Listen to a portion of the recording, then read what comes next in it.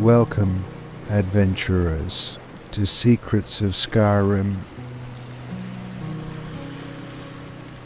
Before we embark on tonight's enchanting journey, make sure to hit that subscribe button and leave a comment below with your favorite Skyrim quest or character.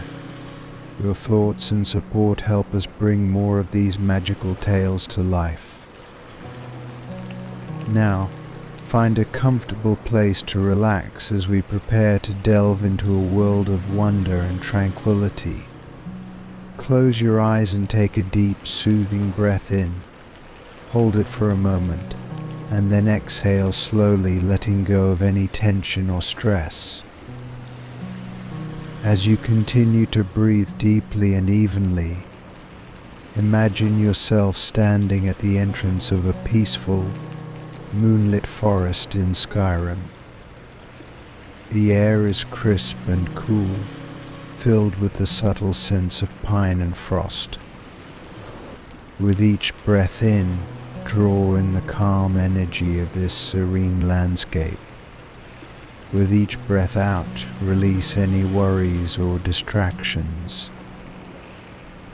Feel the soft crunch of snow beneath your feet as you begin to walk along a winding path through ancient trees, their branches heavy with snow. The path leads you to a tranquil clearing, where a gentle, magical light illuminates a grand, old oak tree in the center.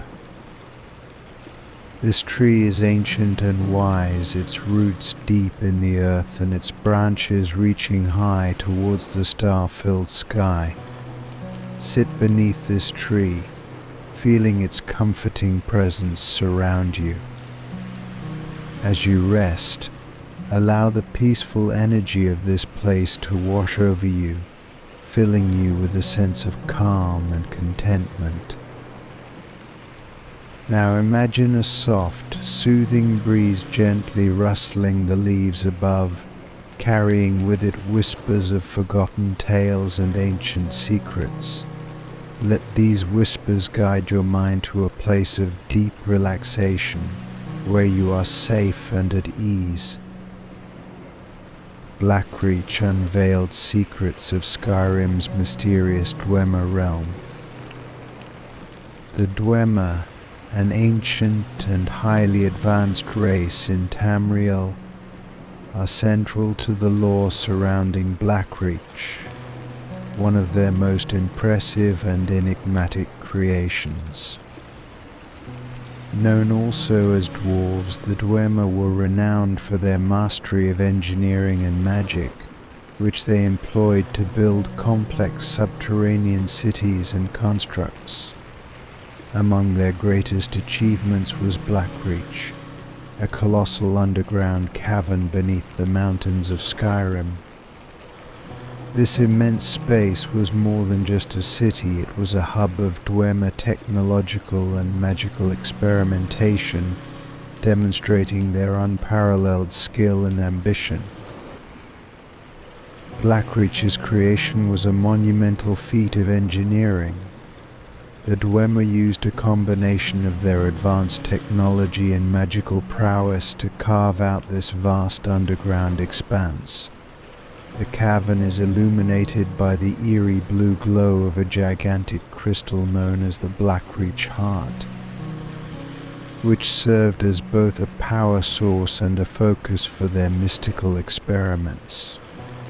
The heart, sometimes referred to as the Eye of the Gods, was central to many of the Dwemer's greatest inventions and was a key component in the functioning of their elaborate machinery.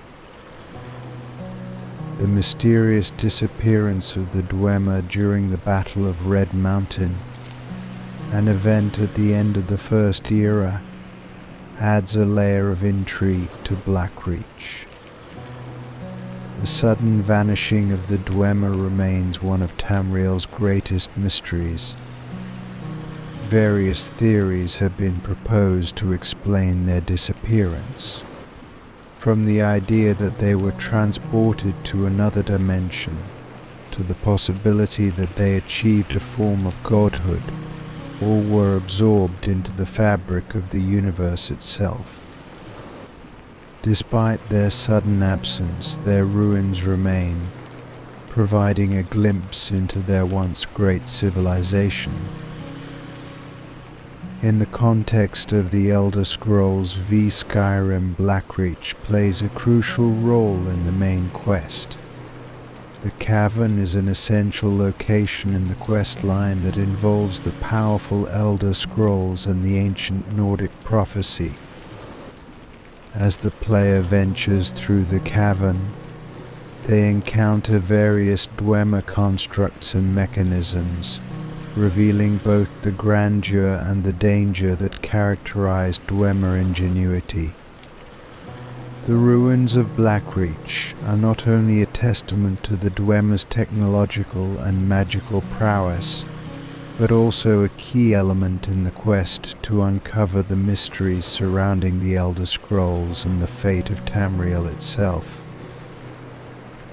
The Forsworn, a faction of rebels and insurgents in the Elder Scrolls V, Skyrim, have a rich and tragic backstory that deeply influences their role in the Reach. Their origins and motivations are intricately tied to the history and cultural context of the Reach, a rugged and mountainous region in southwestern Skyrim. Historically, the Reach was home to the Reachmen, an indigenous group with a distinct culture and a deep connection to the land. The Reachmen's tribal society was built around their relationship with nature and their ancient druidic traditions. This harmony was disrupted by the arrival of Nordic and Imperial forces, which set the stage for the Forsworn's emergence. The Forsworn's rise can be traced back to the Nordic conquest of the Reach. The Nords, expanding their territory, began to exert control over the region, leading to the marginalization of the Reachmen. The imposition of Nordic rule was marked by conflict and oppression, which fueled the Forsworn's rebellion. This period of unrest culminated in the Forsworn Uprising, a violent and coordinated effort by the Reachmen to reclaim their land and assert their independence. The uprising was characterized by guerrilla warfare and targeted attacks against both Nordic and Imperial forces, reflecting the Forsworn's desperation and determination. Central to the Forsworn's motivations is their desire to restore their cultural heritage and regain control over their ancestral lands. The Forsworn view their struggle as a fight for survival and the preservation of their way of life, which they believe has been unjustly taken from them by foreign invaders. This ideological framework is reinforced by their spiritual beliefs, which are rooted in ancient druidic traditions and a deep connection to nature. These beliefs not only justify their resistance, but also provide a sense of purpose and legitimacy to their actions. Key figures in the Forsworn movement, such as Madanach, also known as the King in Rags, play a crucial role in shaping their tactics and strategies. Madanach's leadership has been instrumental in galvanizing support among the Reachmen and organizing their resistance efforts. His personal experiences, including imprisonment and exile by the Nords, have fueled his resolve to liberate the Reach and restore its autonomy. Under his guidance, the Forsworn have become a significant force, capable of challenging Nordic control and carrying out organized attacks. The Forsworn uprising had a profound impact on the Reach and its inhabitants. The sacking of Markarth, a key Nordic settlement, marked a significant turning point in the conflict and demonstrated the Forsworn's ability to challenge the existing power structure. This event, along with other attacks and uprisings, contributed to a cycle of violence and retaliation that has defined the Forsworn's role in Skyrim. Their actions have created instability in the region, affecting both the local population and the broader political landscape. In the Elder Scrolls v Skyrim, the Forsworn's role is crucial to several quests and storylines. Quests such as the Forsworn Conspiracy and No One Escapes Signa provide players with insights into the Forsworn's grievances and motivations. These quests reveal the complexity of the Forsworn's struggle, their interactions with other factions, and the impact of their resistance on the Reach and its inhabitants. The Forsworn's presence in Skyrim serves as a reminder of the ongoing conflicts and cultural tensions that shape the game's narrative. The Forsworn's impact extends beyond their immediate conflict with the Nords and Imperials. Their struggle for sovereignty and cultural preservation reflects broader themes of resistance and identity, making them a significant element in the lore of Skyrim. Understanding their history and motivations provides valuable context for the intricate dynamics of the Reach and the overarching conflicts that define the game. The Dragonborn's quest recovering the lost knowledge of the Elder Scrolls and its impact on Tamriel. The journey of the Dragonborn to recover the lost knowledge of the Elder Scrolls is a pivotal narrative within the Elder Scrolls v Skyrim. This quest not only drives the central storyline of the game, but also carries profound implications for the entire world of Tamriel. To fully understand the significance of this journey, one must explore the intricate details of the Dragonborn's quest, the nature of the Elder Scrolls, and the broader impact on Tamriel. The Elder Scrolls are ancient, powerful artifacts within the lore of the Elder Scrolls series, revered for their ability to reveal visions of past, present, and future events. They are said to be capable of altering the very fabric of reality and are intimately connected to the mystical forces that govern Tamriel. The scrolls are not only valuable sources of prophetic knowledge, but also key elements in the overarching conflict between the forces of good and evil. Their recovery and study are of utmost importance to the Dragonborn, whose destiny is entwined with the fate of Tamriel itself. The Dragonborn's journey to recover the Elder Scrolls begins with a series of critical events and discoveries.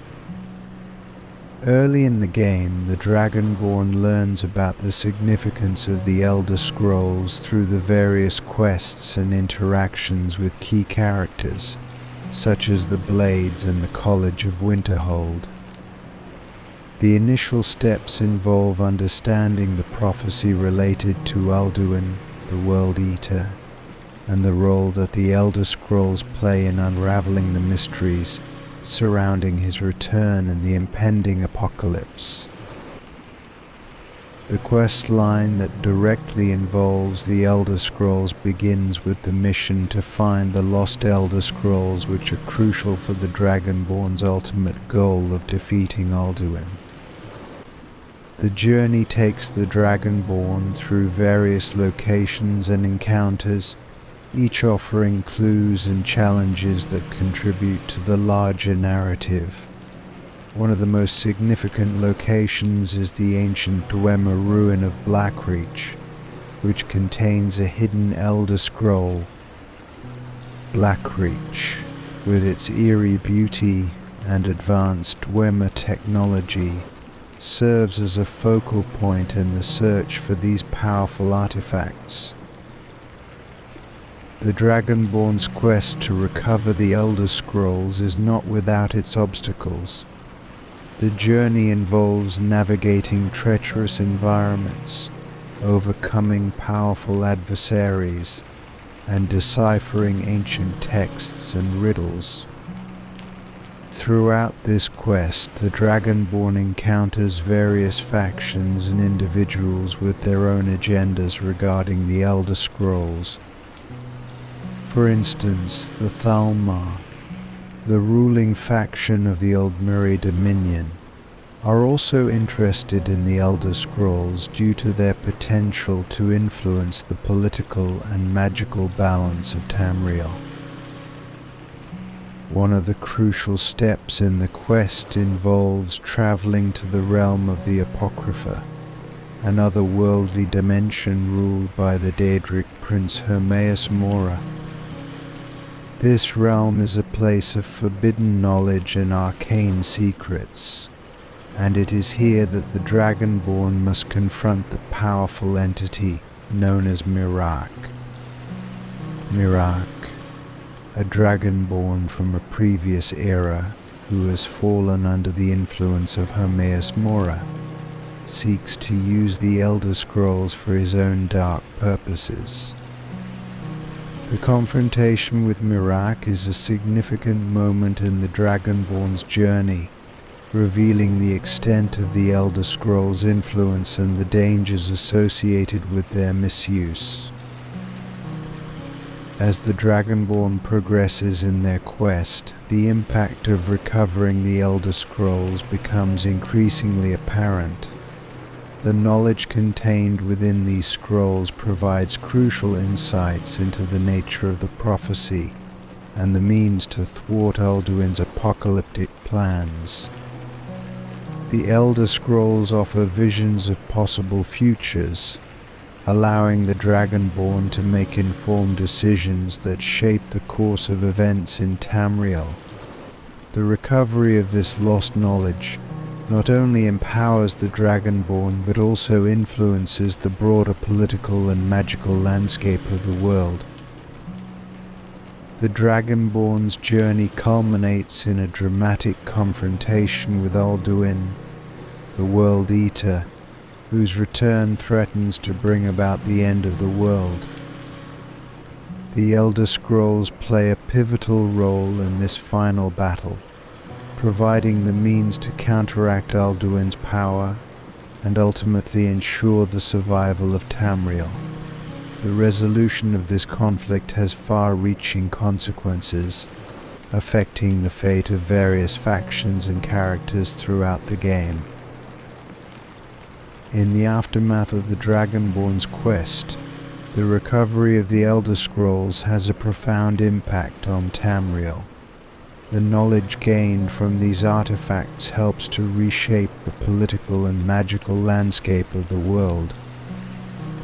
The Dragonborn's actions influence the balance of power between the different factions, including the Nords, the Empire, and the Aldmeri Dominion.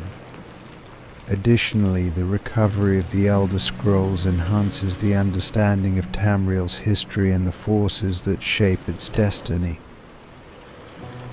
The journey of the Dragonborn to recover the lost knowledge of the Elder Scrolls is a testament to the power of these ancient artifacts and their significance in the broader narrative of Tamriel. The quest not only drives the central storyline of Skyrim, but also provides valuable insights into the nature of prophecy, magic, and the forces that shape the world. The impact of this journey extends beyond the immediate conflict, influencing the fate of Tamriel and the characters within it. Through the Dragonborn's actions, the Elder Scrolls' legacy continues to shape the future of Tamriel, reinforcing their role as powerful and enigmatic artifacts within the Elder Scrolls universe.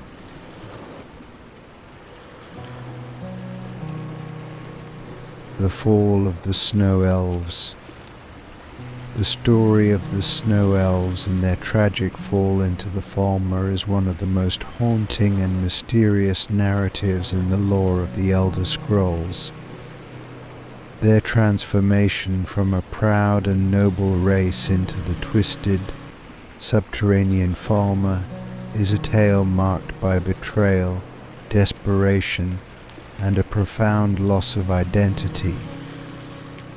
Understanding this transformation requires delving into the ancient history of the Snow Elves, the catastrophic events that led to their downfall, and the subsequent rise of the Falmer as a dark force in Tamriel.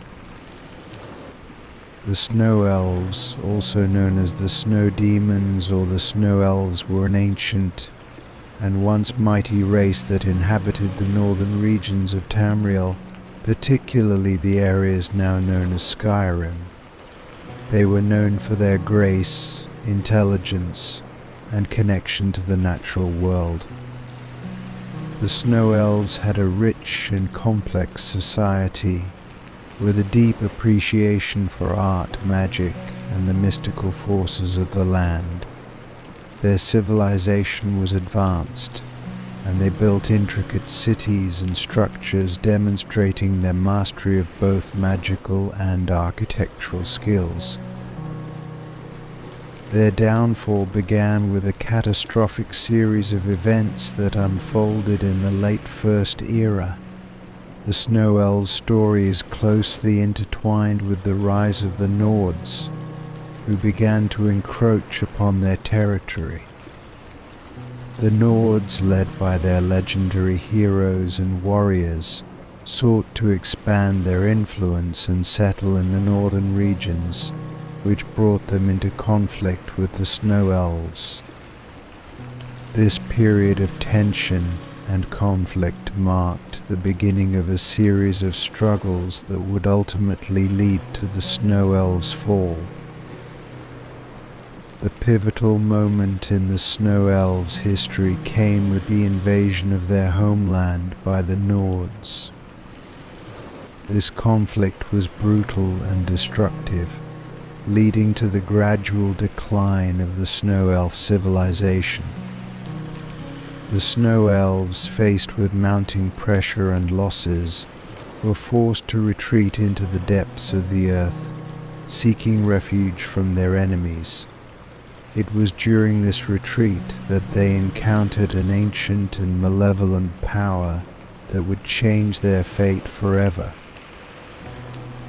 The Snow Elves' descent into the underground world led them to the Dwemer, a technologically advanced and enigmatic race who inhabited the vast subterranean realms beneath Tamriel. The Dwemer, also known as the Dwarves, were known for their mastery of mechanical and magical technology. The Snow Elves, desperate and seeking salvation, turned to the Dwemer for assistance, hoping that their advanced knowledge and technology could provide a means of escape from their dire situation. In their desperation, the Snow Elves made a fateful and tragic decision. They entered into a pact with the Dwemer, seeking their aid and protection in exchange for assistance in their struggles against the Nords. The Dwemer, known for their secretive and inscrutable nature, agreed to this pact, but their intentions were far from benevolent. The true nature of this pact was one of deception and betrayal, as the Dwemer had their own hidden agendas and motives. The pact between the Snow Elves and the Dwemer had profound and devastating consequences. The Dwemer, driven by their own interests and desires, used the Snow Elves' desperation to manipulate and exploit them. They subjected the Snow Elves to a series of cruel and torturous experiments, intending to test their own theories and advance their knowledge of magic and technology.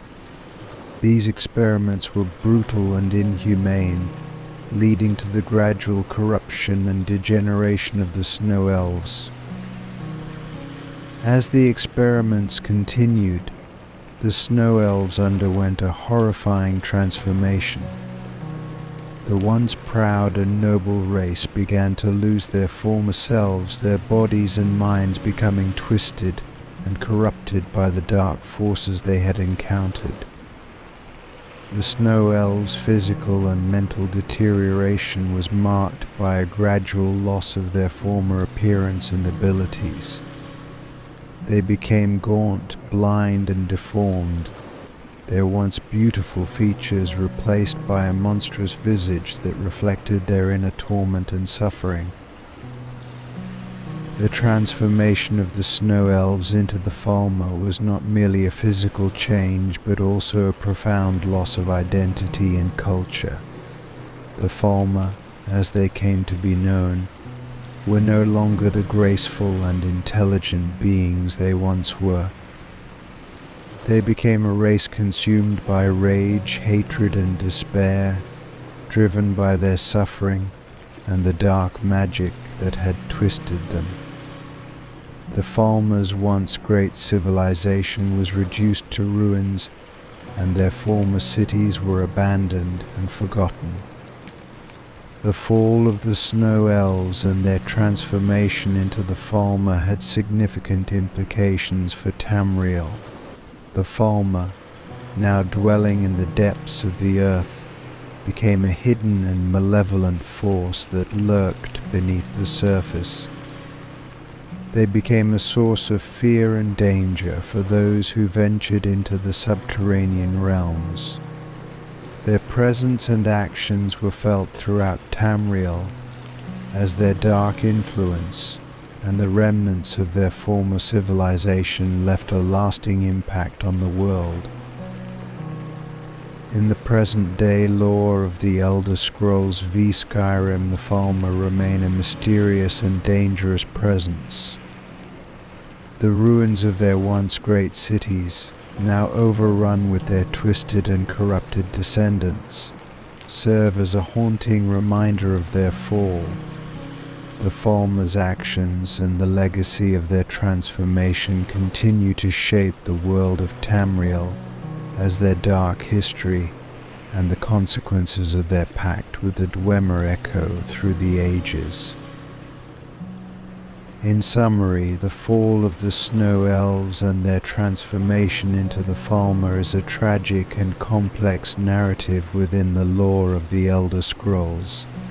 Their descent from a proud and noble race into a twisted and corrupted force is a story marked by betrayal, suffering, and loss.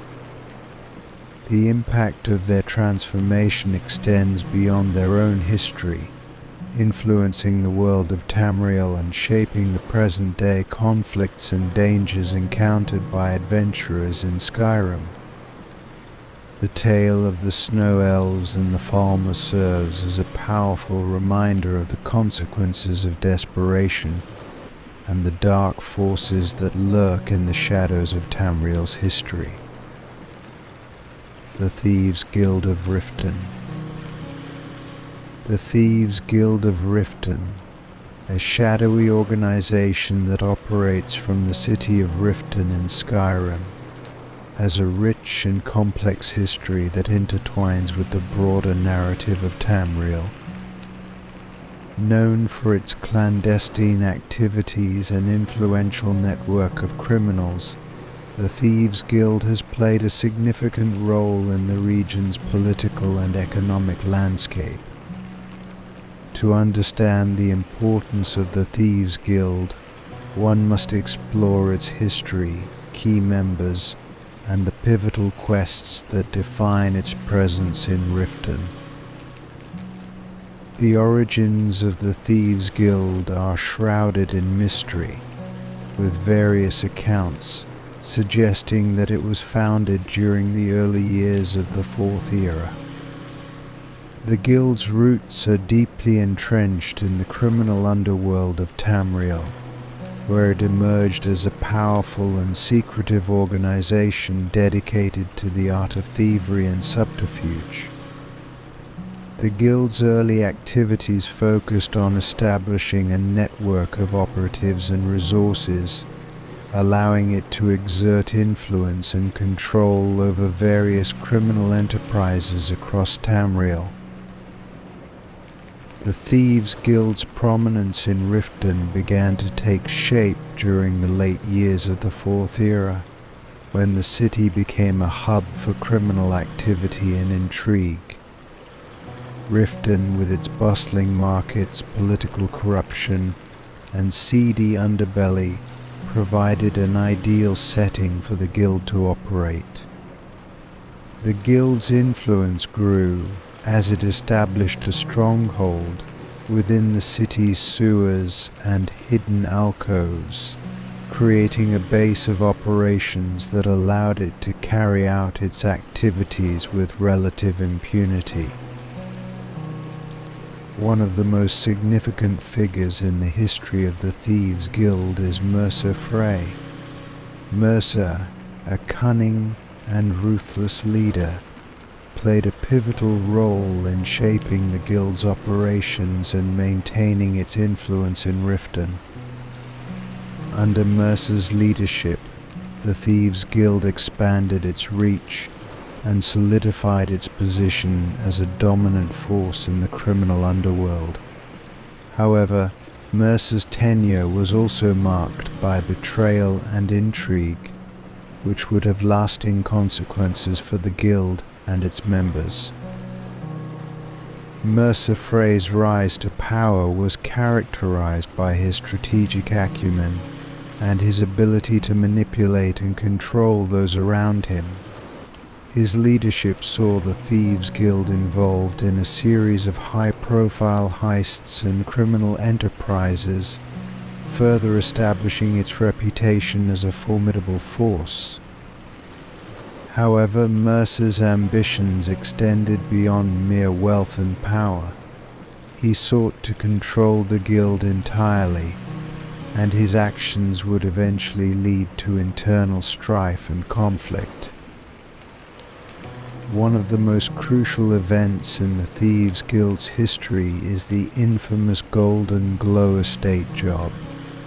This high-stakes heist involved the theft of valuable property from a wealthy estate, and it was one of the Guild's most audacious and ambitious undertakings. The job was successful, but it also set off a chain of events that would have far-reaching consequences for the Guild. The aftermath of the heist exposed the Guild to increased scrutiny and pressure from law enforcement and rival criminal organizations. The Thieves' Guild's operations were not without their challenges. The Guild faced internal dissent and power struggles, particularly during the period of Mercer's decline. His actions, including his betrayal of key members and his attempts to consolidate power, led to a rift within the Guild.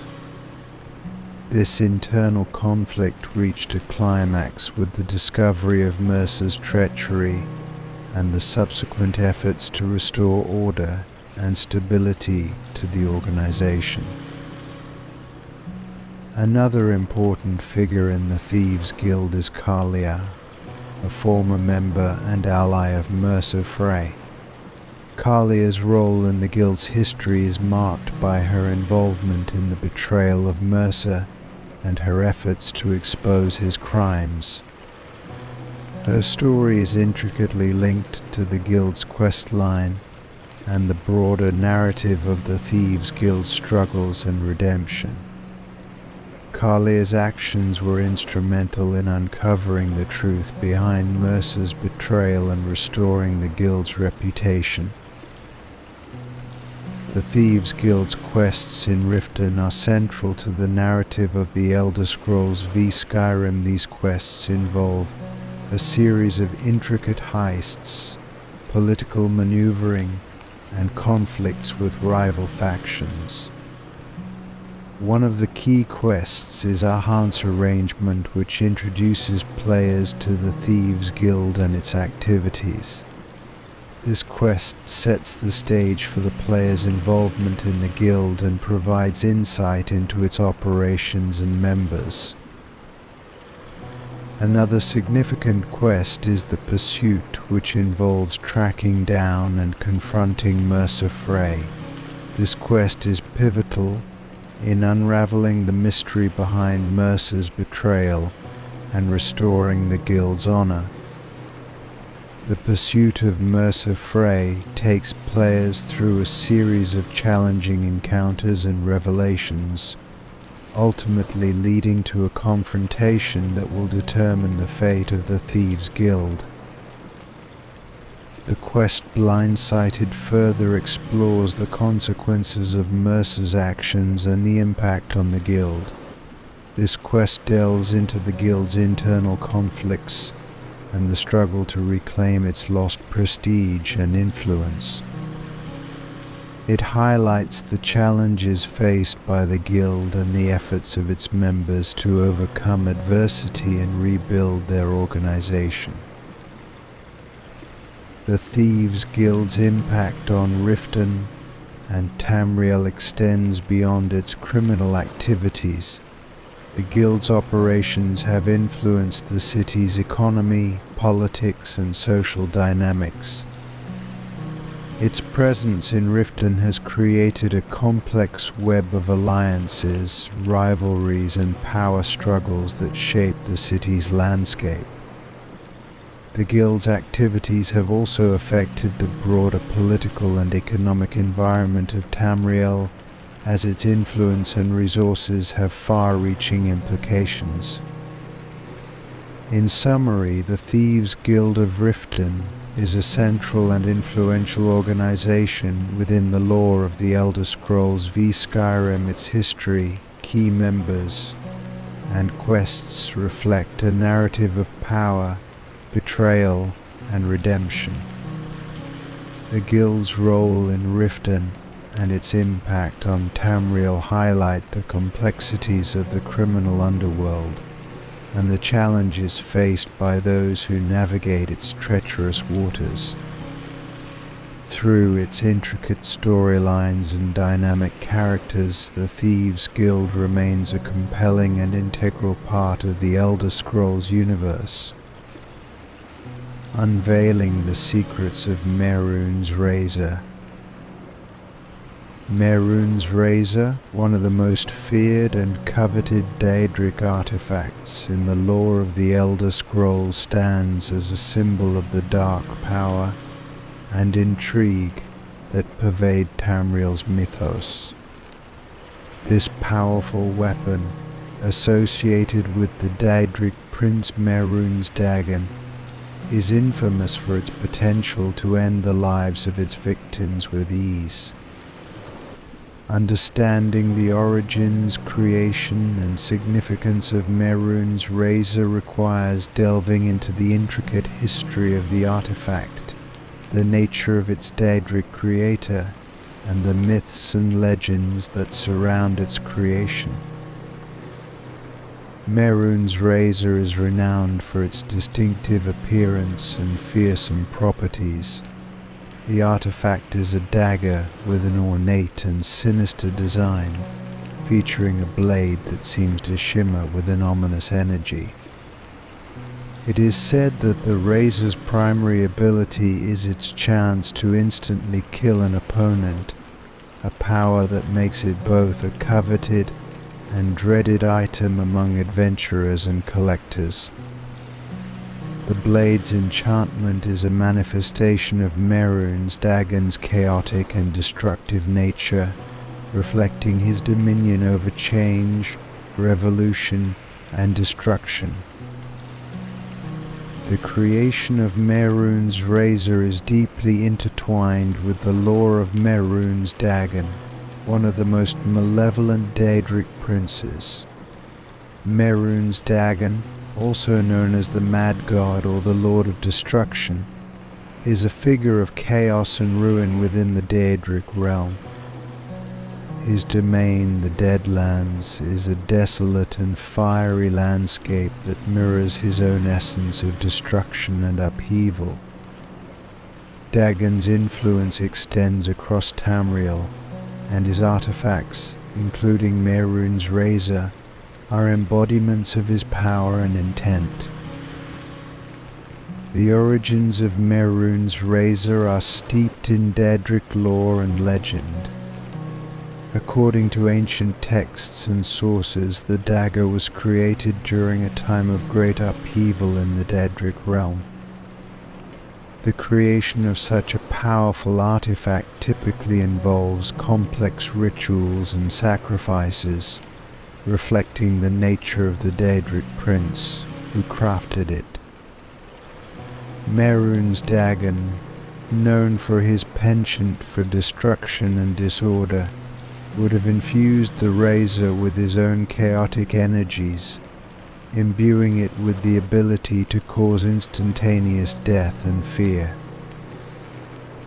The process of creating Mehrunes' razor would have involved a combination of dark magic, infernal rituals, and sacrificial rites. Daedric artifacts are often created through the harnessing of powerful magical energies and the manipulation of arcane forces. The razor's creation would have required the invocation of Mehrunes' Dagon's will, channeling his destructive power into the blade. This process would have involved summoning and binding powerful energies, as well as potentially sacrificing beings or entities to fuel the enchantment. The lore surrounding Mehrunes' razor includes several accounts of its use and significance in various historical contexts. The artifact has appeared throughout Tamriel's history, often in the hands of those who seek to wield its dark power for their own ends. One notable account involves the razors used during the events of the Oblivion Crisis, when Mehrunes' Dagon sought to invade Tamriel and bring about the end of the world. The dagger, as a symbol of Dagon's power, played a role in the chaos and destruction of that era. The razor's significance is also tied to the broader themes of Daedric influence and the quest for ultimate power. The artifact represents the intersection of ambition, chaos, and the pursuit of forbidden knowledge. Those who seek the razor are often driven by a desire for power or revenge, and the artifact's presence serves as a reminder of the dangers and temptations associated with dealing with the Daedric princes. The quest for Mehrunes' razor reflects the broader struggles between order and chaos, light and darkness, that permeate the Elder Scrolls universe. The story of Mehrunes' razor is closely linked to the quest line associated with it in the Elder Scrolls v Skyrim in the game. Players can undertake the quest Pieces of the Past, which involves recovering the razor from its scattered pieces and reassembling it. This quest provides insights into the artifact's history and significance, as well as its impact on the world. Through the quest, players encounter various challenges and adversaries, ultimately leading to the reawakening of Mehrunes' razor and its return to its former power. The quest Pieces of the Past reveals several key aspects of Mehrunes' razor and its lore. The player learns about the artifact's previous wielders, including the history of its theft and the consequences of its loss. The quest involves confronting powerful enemies and navigating through treacherous locations, reflecting the razor's dangerous and coveted nature. The reassembly of the dagger symbolizes the restoration of its power, and the resurgence of Mehrunes Dagon's influence.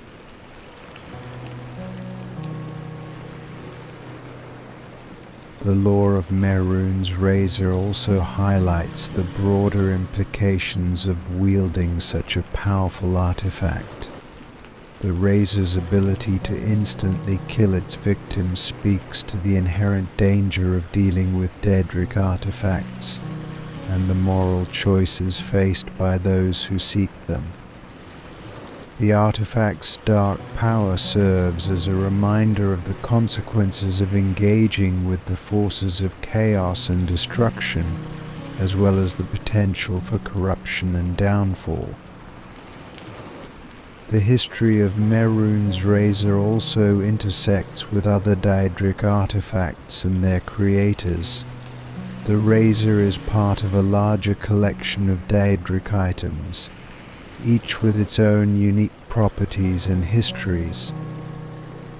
The creation of Mehrunes Razor reflects the broader themes of Daedric influence and the impact of these artifacts on the world of Tamriel.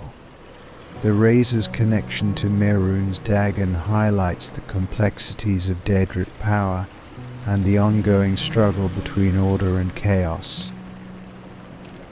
In summary, the creation and history of Mehrunes Razor reveal a complex and compelling narrative within the Elder Scrolls lore. The artifact's origins are deeply rooted in the dark magic and chaotic influence of Mehrunes Dagon, reflecting the prince's nature and intent.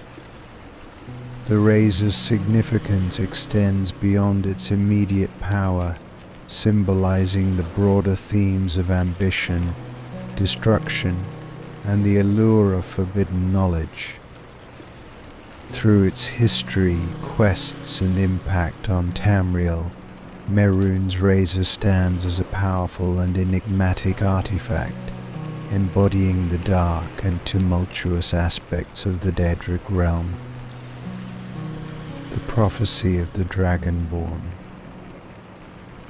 The prophecy of the Dragonborn is a central and profound element within the narrative of the Elder Scrolls V Skyrim, shaping the game's main storyline and defining the role of the player.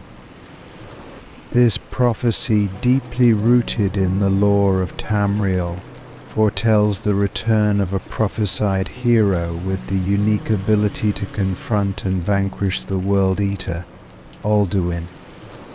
To fully grasp the significance of the Dragonborn prophecy, one must explore its origins, its implications for the main storyline, and the ways in which it influences the events and characters of Skyrim. The prophecy of the Dragonborn is a cornerstone of the Elder Scrolls lore, intricately tied to the ancient legends and the cosmic balance of Tamriel. According to the prophecy, the Dragonborn is a chosen individual born with the soul of a dragon and the power to wield the thew, or dragon shout. This unique combination of abilities allows the Dragonborn to channel the primal forces of dragons and use them to combat threats of unprecedented magnitude. The prophecy serves as both a promise and a warning, foretelling the return of a hero who will play a pivotal role in the fate of the world. The origins of the Dragonborn prophecy can be traced back to ancient texts and legends that speak of a time when dragons would once again walk the land. These texts, often written by scholars and seers, describe a hero who will rise in a time of great peril to challenge the forces of darkness and restore balance to the world. The prophecy is closely associated with the return of Alduin the World Eater, a dragon of immense power who is prophesied to bring about the end of days.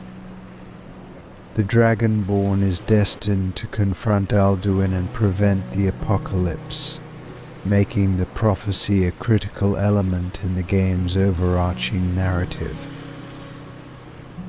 The significance of the Dragonborn prophecy is highlighted by its impact on the main storyline of Skyrim. The game begins with the Dragonborn's arrival in the land of Skyrim, coinciding with the reappearance of dragons and the rise of Alduin.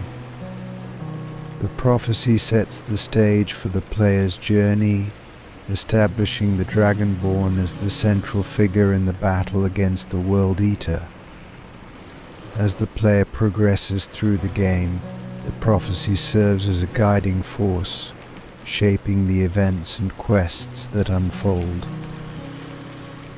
One of the key aspects of the prophecy is the Dragonborn's ability to harness the power of the Thew.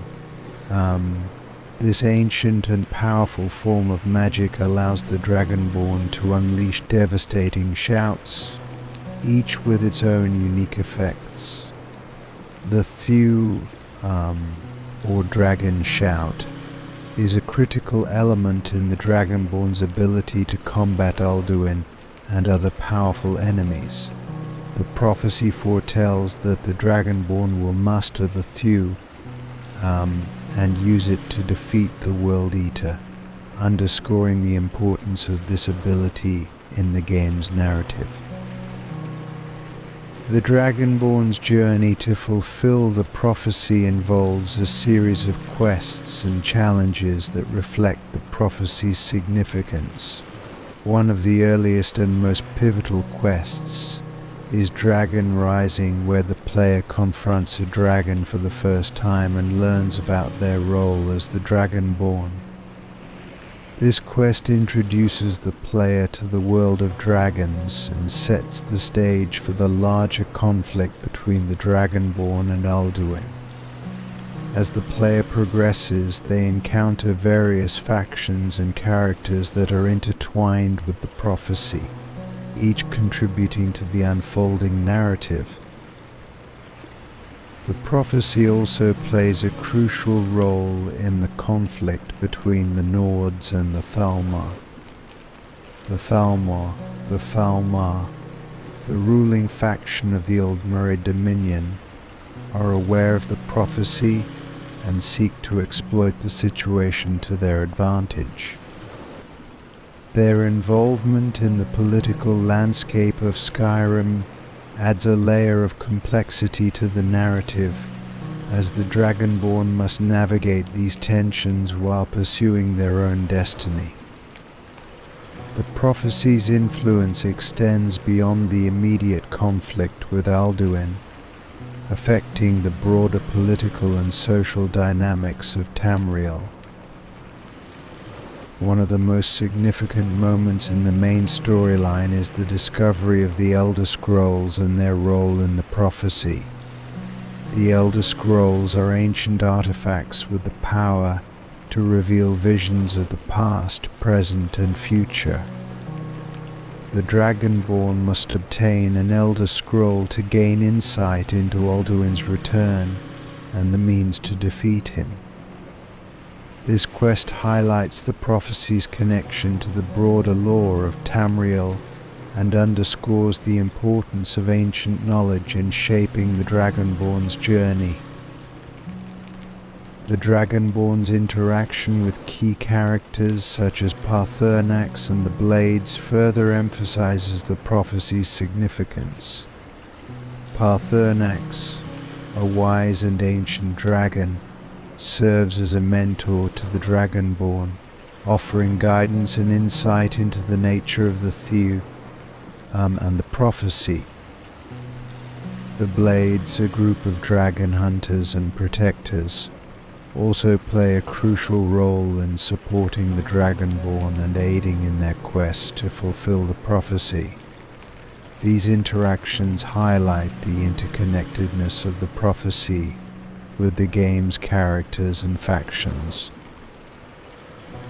The culmination of the Dragonborn's journey occurs during the final battle with Alduin, where the prophecy is put to the ultimate test. The confrontation with the World Eater is a dramatic and pivotal moment representing the climax of the prophecy and the resolution of the conflict. The Dragonborn's ability to wield the thew and their mastery of ancient knowledge are crucial in overcoming Ulduin and preventing the apocalypse.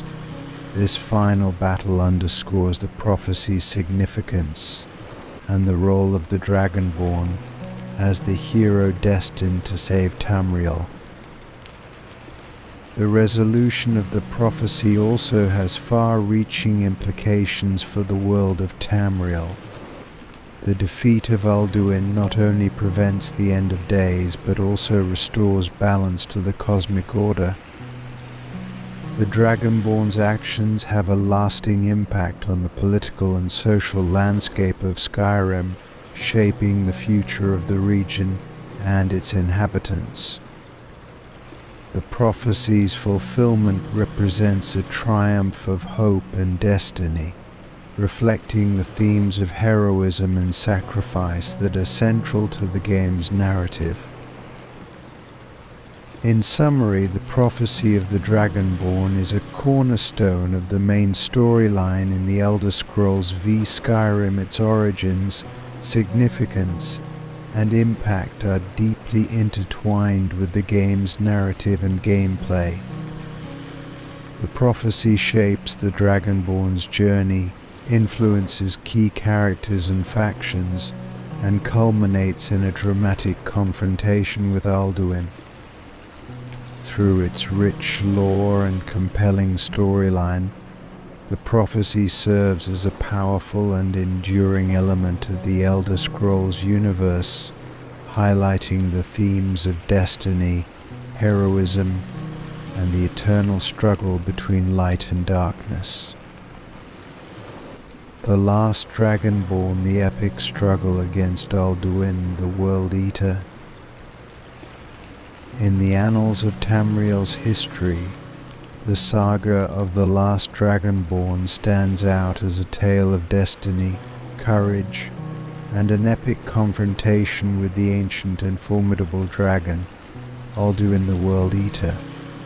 This story, central to the Elder Scrolls V Skyrim, captures the essence of the hero's journey as the Dragonborn battles against overwhelming odds to prevent the apocalypse and restore balance to the world.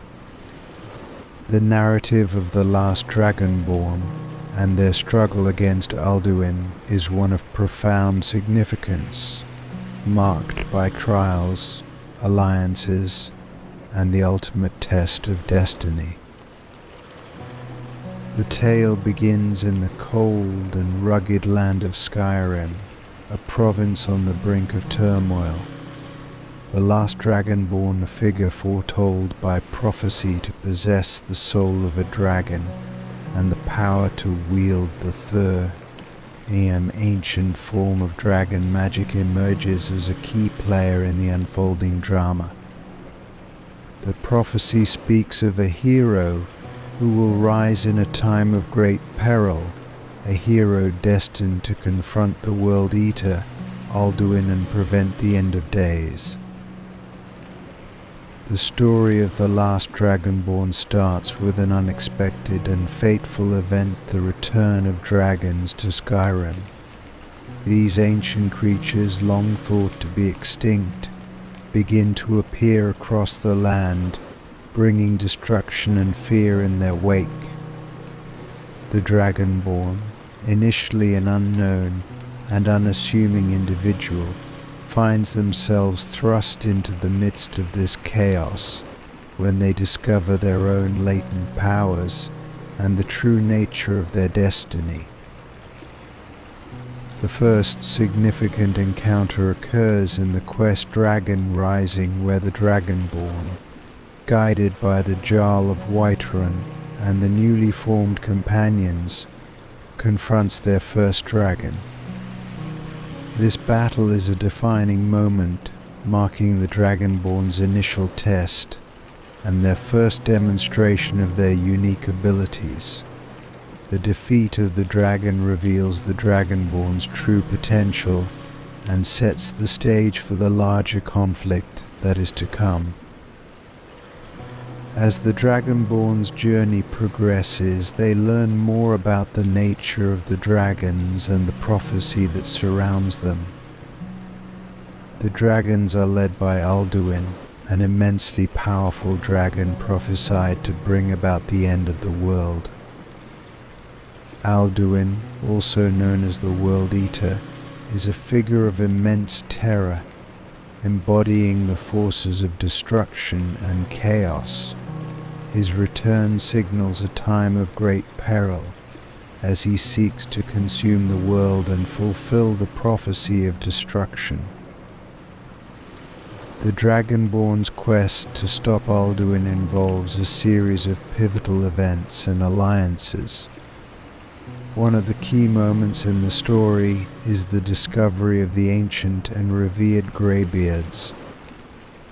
These monks, residing on the throat of the world, are the keepers of the Thew and serve as mentors to the Dragonborn. The Greybeards, led by the wise and venerable Parthenax, provide guidance on mastering the Thew and understanding its significance in the struggle against Alduin. Parthenax, an ancient dragon who has renounced his former destructive ways, becomes a crucial ally in the Dragonborn's quest. His knowledge and experience offer invaluable insight into the nature of the Thew and the history of the dragons. The Dragonborn's interactions with Parthenax highlight the importance of wisdom and understanding in confronting Alduin and reveal the deeper layers of the conflict. The Dragonborn's journey also takes them to ancient Nord ruins and hidden locations, where they uncover vital knowledge and artifacts related to the prophecy. One of the most significant quests is the Throat of the World, where the Dragonborn learns of the ancient Dragonborn heroes who once fought against Alduin. This quest provides crucial context and historical perspective, connecting the Dragonborn's struggle to the larger narrative of Tamriel's history. Another key element in the Dragonborn's quest is the acquisition of the Elder Scrolls, ancient artifacts that hold the power to reveal visions of the past, present, and future. The Dragonborn must obtain an Elder Scroll to gain insight into Alduin's plans and the means to counteract them. This quest involves traveling to the ancient and enigmatic realm of the Dwemer ruins and seeking the guidance of the enigmatic moth priests who hold the knowledge needed to interpret the scrolls. The Dragonborn's quest culminates in the dramatic confrontation with Alduin. This final battle is a test of the Dragonborn's abilities and resolve as they face the World Eater in an epic showdown. The battle takes place in Sovngarde, the Nordic afterlife, where Alduin seeks to claim victory and complete his apocalyptic mission. The Dragonborn, armed with the power of the Thew and the support of their allies, must overcome Alduin's formidable strength and thwart his plans for destruction. The final confrontation with Alduin is a battle of immense scale and significance. The Dragonborn's mastery of the Thew and their strategic prowess are put to the test as they confront the World Eater in an epic struggle. The battle is not only a clash of physical might, but also a contest of will and determination, reflecting the deeper themes of destiny and heroism that permeate the story. In the aftermath of the battle, the Dragonborn's victory over Alduin marks the fulfillment of the prophecy and the restoration of balance to the world. The defeat of the World Eater prevents the apocalypse and ensures the survival of Tamriel. The Dragonborn's actions have a profound impact on the world, shaping the future of Skyrim and its people. The resolution of the prophecy represents a triumph of hope and courage, underscoring the enduring themes of the hero's journey and the struggle between light and darkness. The tale of the last Dragonborn is a powerful narrative that captures the essence of epic storytelling and the rich lore of the Elder Scrolls v Skyrim. It is a story of destiny, courage, and the ultimate battle against overwhelming odds. Through the Dragonborn's journey, players experience a tale of heroism and sacrifice, exploring themes of power, fate, and the eternal struggle to preserve the world against the forces of destruction. The last Dragonborn's struggle against Alduin, the World Eater, remains a central and enduring element of the Elder Scrolls universe, highlighting the timeless appeal of epic fantasy and the hero's journey. The College of Winterhold and the Eye of Magnus. The College of Winterhold, one of the premier institutions of magical learning in Tamriel, plays a central role in the quest to uncover the secrets of the Eye of Magnus in the Elder Scrolls v Skyrim. This esteemed academy, located in the snowy northern city of Winterhold, is dedicated to the study and practice of magic. Its quest to understand and harness the power of the Eye of Magnus is a complex narrative that intertwines history, ambition, and arcane mystery. To fully appreciate the significance of the College of Winterhold and its quest, one must delve into its history, its role in the game's storyline, and the profound implications of discovering the Eye of Magnus. The College of Winterhold has a long and storied history as a bastion of magical knowledge and scholarship.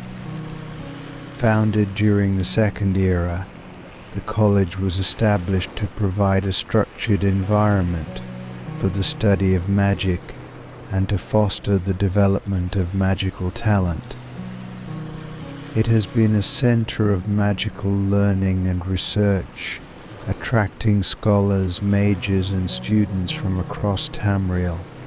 The college's reputation for excellence in magical education is matched by its commitment to the pursuit of knowledge and the mastery of arcane arts. The college is situated in the city of Winterhold, which has been subject to significant changes over the years. Once a thriving and influential city, Winterhold fell into decline after a catastrophic event known as the Great Collapse, which devastated the city and left much of it in ruins. Despite this tragedy, the college remained a beacon of magical learning, continuing to operate and preserve its knowledge amid the surrounding devastation. The Eye of Magnus, a powerful and enigmatic artifact, is central to the college's quest and the main storyline of the College of Winterhold questline. The Eye is an ancient relic of immense magical power, said to be capable of harnessing and manipulating vast amounts of magical energy. Its origins and true nature are shrouded in mystery, with various accounts suggesting that it was created by ancient civilizations or beings of immense power. The quest to discover the nature of the Eye of Magnus begins with the arrival of the Dragonborn at the college.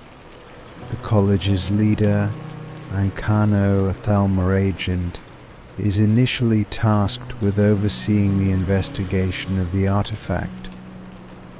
Ancano, a member of the Old Muri Dominion, has his own hidden agenda and ambitions, which complicate the college's efforts to understand the Eye. As the Dragonborn becomes involved with the college, they learn that the Eye of Magnus is linked to the college's ancient and powerful artifacts. The Eye is believed to be capable of amplifying magical power to unprecedented levels, and its discovery poses both a great opportunity and a significant risk. The college's scholars and mages, driven by curiosity and the desire to unlock its secrets, begin to delve into the artifact's history and potential uses. One of the key figures in the quest to understand the Eye of Magnus is Tolfdir, a respected mage and teacher at the college. Tolfdir provides valuable insight into the artifact's nature and the potential dangers associated with it. His research and expertise are crucial in guiding the Dragonborn and the college through the challenges posed by the Eye. The quest line related to the Eye of Magnus involves a series of critical events and challenges. The Dragonborn and the college members must investigate the artifact's origins, confront powerful enemies, and navigate a series of complex magical puzzles.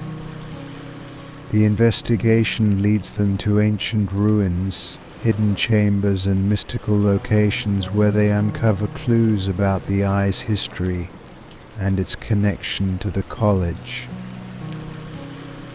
One of the most significant moments in the quest line is the discovery of the Eye's true nature and its potential for both creation and destruction. The Eye of Magnus is revealed to be a conduit for immense magical energy, capable of destabilizing the fabric of reality itself. This revelation brings to light the dangers of tampering with such powerful forces and the need for caution in dealing with the artifact. The climax of the quest line occurs when the Dragonborn and the college confront Ancano, who has been manipulating the Eye for his own ends. Ancano's actions threaten to unleash the full power of the artifact and bring about catastrophic consequences. The confrontation with Ancano is a dramatic and pivotal moment, as the Dragonborn must use their skills and knowledge to prevent the artifact from falling into the wrong hands, and to protect the college from destruction. In the aftermath of the conflict, the College of Winterhold emerges as a changed institution. The discovery of the Eye of Magnus and the events surrounding it have a profound impact on the college's members and its role in Tamriel. The college's reputation for magical scholarship and research is reinforced by its successful handling of the crisis, and its members gain a deeper understanding of the dangers and potentials of magical artifacts. The quest to uncover the nature of the Eye of Magnus also highlights broader themes within the Elder Scrolls universe. The artifact represents the allure and danger of magical power, as well as the ethical and moral considerations associated with its use.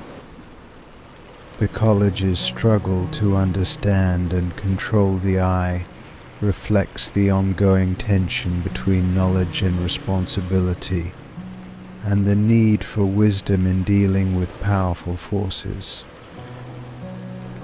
The College of Winterhold's quest to discover the Eye of Magnus is a compelling narrative that intertwines history, magic, and ambition. It is a tale of exploration and discovery, as well as a cautionary story about the risks and rewards of seeking knowledge. The college's role in the quest underscores its importance as a center of magical learning and its commitment to understanding the mysteries of the arcane. In summary, the story of the College of Winterhold and its quest to uncover the nature of the Eye of Magnus is a central and significant aspect of the Elder Scrolls v Skyrim. The college's rich history, the mysterious nature of the Eye, and the challenges faced by the Dragonborn and the college members create a narrative of intrigue and adventure. Through their journey, players explore themes of power, knowledge, and responsibility, highlighting the complexities and wonders of the magical world within the Elder Scrolls universe. The legend of the Ebony Warrior Trials of the Worthy Dragonborn. The Ebony Warrior stands as one of the most enigmatic and challenging figures within the Elder Scrolls v Skyrim, a legendary figure whose presence signifies a formidable test for the Dragonborn. The Ebony Warrior's trials are both a test of skill and a deeper exploration of the game's lore. This narrative delves into the origins, legend, and significance of the Ebony Warrior, examining the trials he presents to those deemed worthy and the broader implications of his challenge within the context of Tamriel's rich tapestry. The Ebony Warrior is a mysterious and imposing figure clad in ebony armor, one of the strongest and most visually striking types of armor in the Elder Scrolls universe. His appearance is both formidable and iconic, reflecting his status as a legendary warrior of unparalleled skill. The ebony armor he dons is not only renowned for its aesthetic appeal, but also for its exceptional defensive properties, making him a formidable adversary in any confrontation. The legend of the Ebony Warrior is deeply rooted in the lore of Tamriel and the broader Elder Scrolls universe. According to ancient tales and rumors, the Ebony Warrior is a highly skilled and experienced combatant who has traveled the length and breadth of Tamriel, seeking worthy opponents and proving his prowess in battle. His story is intertwined with the broader lore of ebony, a rare and valuable material known for its use in crafting powerful and durable weapons and armor. The origins of the Ebony Warrior are shrouded in mystery, with various accounts suggesting that he may be an immortal or near immortal figure, possibly bound by some ancient pact or curse. Some believe that he is a Daedric prince, or a powerful warrior from ancient times who has returned to test the mettle of the Dragonborn. Others speculate that he is simply a legendary warrior who has perfected his skills through countless battles and seeks to find a worthy challenge before his time ends. The Ebony Warrior's legend is further enriched by the trials he presents to the Dragonborn. These trials are designed to test the player's combat abilities and strategic thinking, offering a series of challenges that push the limits of their skills. The trials are not merely physical confrontations, but are also meant to test the Dragonborn's resolve, adaptability, and ability to overcome seemingly insurmountable odds. The quest to face the Ebony Warrior begins when the Dragonborn receives word of a formidable challenger waiting in the wilderness. The Ebony Warrior can be found near the southwestern corner of Skyrim, specifically in the area around the Pale Pass, a location known for its rugged terrain and dangerous encounters. Upon finding him, the Dragonborn is presented with an opportunity to engage in a series of duels, each progressively more challenging than the last. One of the defining characteristics of the Ebony Warriors trials is their emphasis on combat proficiency. The trials are designed to test not only the player's strength and skill, but also their ability to strategize and adapt to different combat scenarios. The Ebony Warrior himself is a master of various combat techniques and employs a range of powerful attacks and defenses, making each encounter a test of the Dragonborn's ability to respond effectively to his tactics. The trials presented by the Ebony Warrior are a reflection of the broader themes within the Elder Scrolls V Skyrim, particularly the themes of heroism, mastery, and the quest for greatness.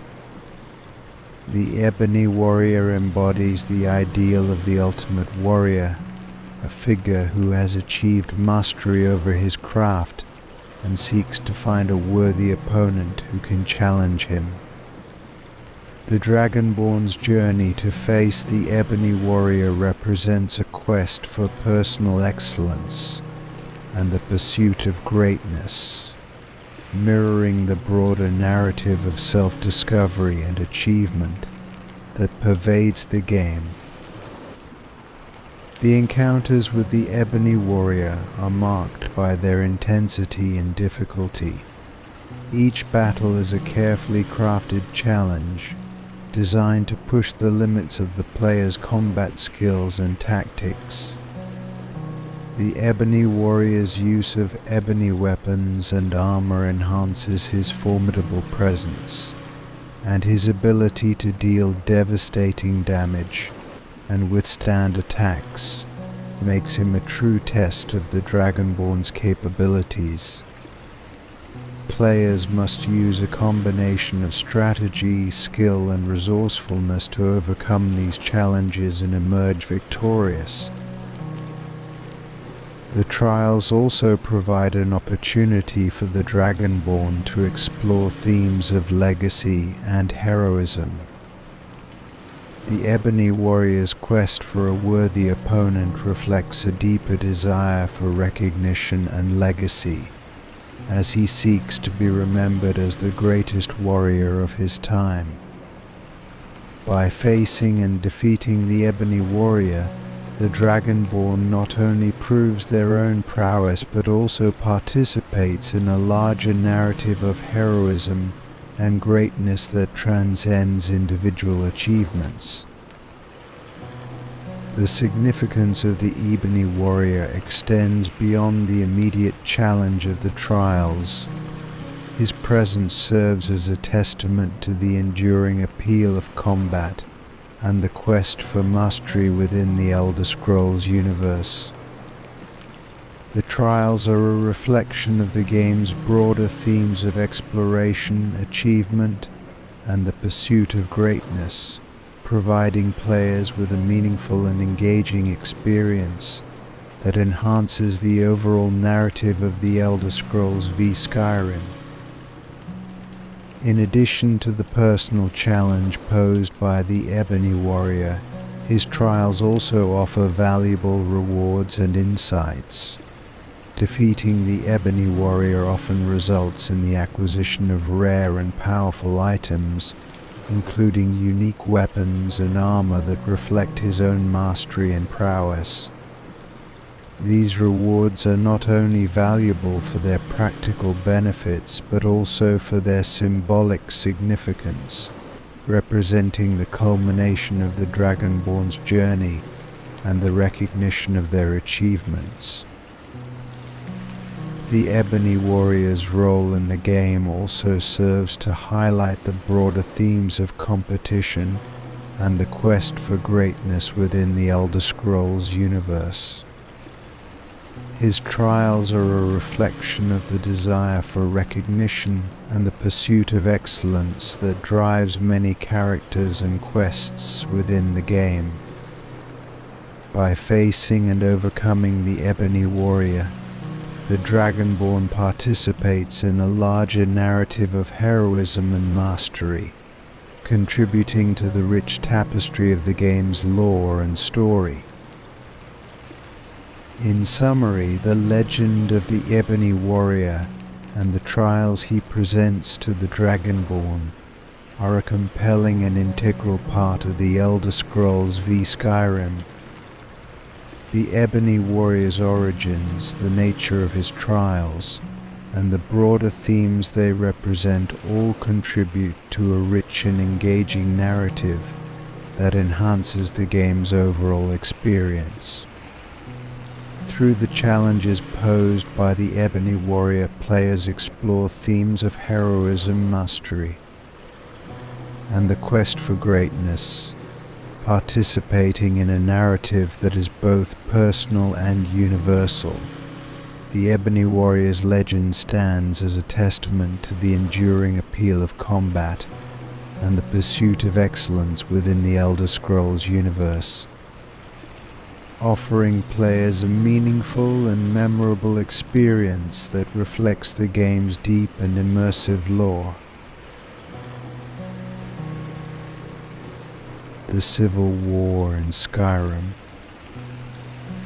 The Civil War in Skyrim is a complex and multifaceted conflict that shapes the political landscape of the province and has far-reaching implications for its people. At the heart of this conflict are two major factions, the Stormcloaks, led by Ulfric Stormcloak, and the Imperial Legion, representing the authority of the Empire of Tamriel. This war is not only a struggle for control of Skyrim, but also a reflection of deep-seated political, cultural, and historical tensions that have evolved over centuries. To fully understand the Civil War, one must delve into the intricate politics and history that have fueled this conflict and examine the motivations and consequences for both sides.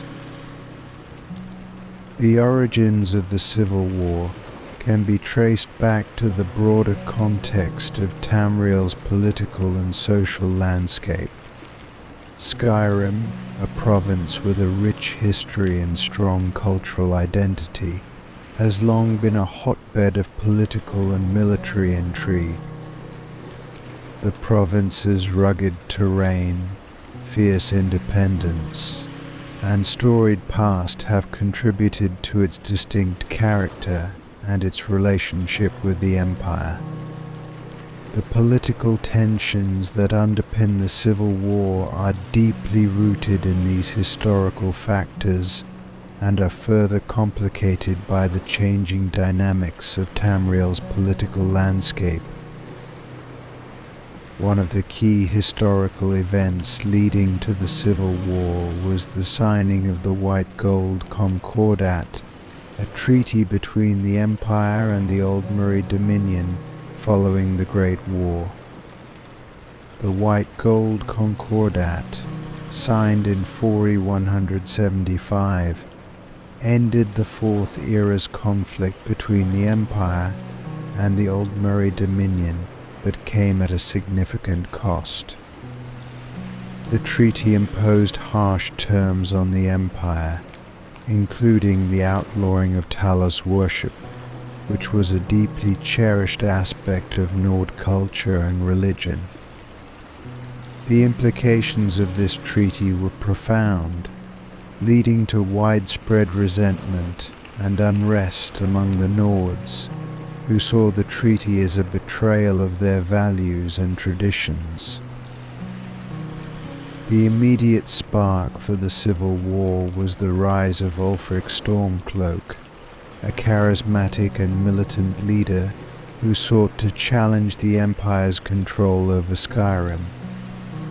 Ulfric, a former member of the Blades and a talented warrior, became a symbol of resistance against the Empire's perceived injustices.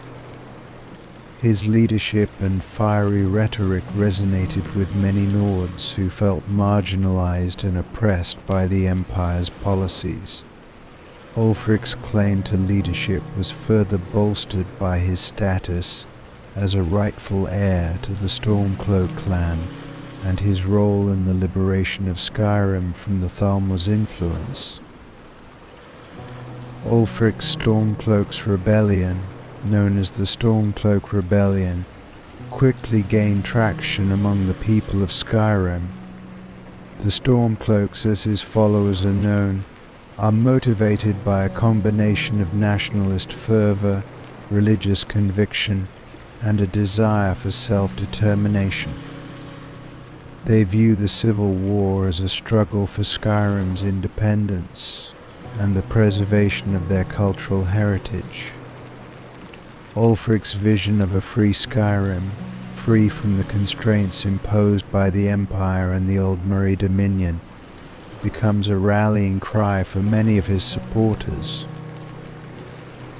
The Imperial Legion, led by General Tullius, represents the Empire's efforts to maintain control over Skyrim and uphold the laws and authority of the Empire. The Legion's presence in Skyrim is a symbol of the Empire's commitment to preserving its dominion and maintaining stability in the face of internal and external threats. The Empire's motivations are driven by a desire to retain Skyrim's strategic and economic importance, as well as to assert its authority over a province that has long been a source of unrest. The Civil War is marked by a series of significant battles and political maneuvers, each reflecting the broader struggle between the Stormcloaks and the Imperial Legion. The conflict is characterized by its intensity and the personal stakes involved for both sides. Major battles, such as the Siege of Whiterun and the Battle of Fort Greenwall, serve as pivotal moments in the war, shaping the course of the conflict and influencing the political landscape of Skyrim. The Siege of Whiterun, in particular, is a key event in the Civil War. Whiterun, a strategically important city located in the central region of Skyrim, becomes a focal point of the conflict as the Stormcloaks seek to capture it. The siege is a significant turning point in the war, as it demonstrates the Stormcloaks' growing strength and their ability to challenge the Imperial Legion's control over key territories. The outcome of the siege has far-reaching implications for the balance of power in Skyrim and for the morale of both factions. The Civil War also has a profound impact on the people of Skyrim. The conflict disrupts daily life, affects local economies, and creates a sense of division and uncertainty among the population. Cities and towns are caught in the crossfire, and the war's effects are felt by ordinary Nords who are forced to navigate the shifting allegiances and changing power dynamics. The personal stories and experiences of the people of Skyrim add depth to the narrative of the Civil War, highlighting the human cost of the conflict and the ways in which it affects individuals and communities.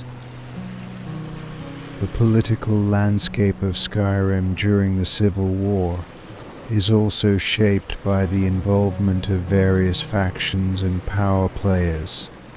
The Thalmor, representatives of the Aldmeri Dominion, play a behind-the-scenes role in the conflict, seeking to exploit the chaos for their own ends.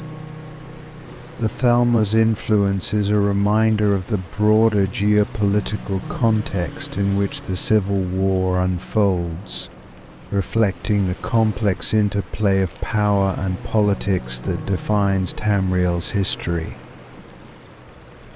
The resolution of the Civil War is influenced by the Dragonborn's involvement and the choices made by the player. The Dragonborn's actions can tip the balance of power in favor of either the Stormcloaks or the Imperial Legion, leading to different outcomes and consequences for Skyrim.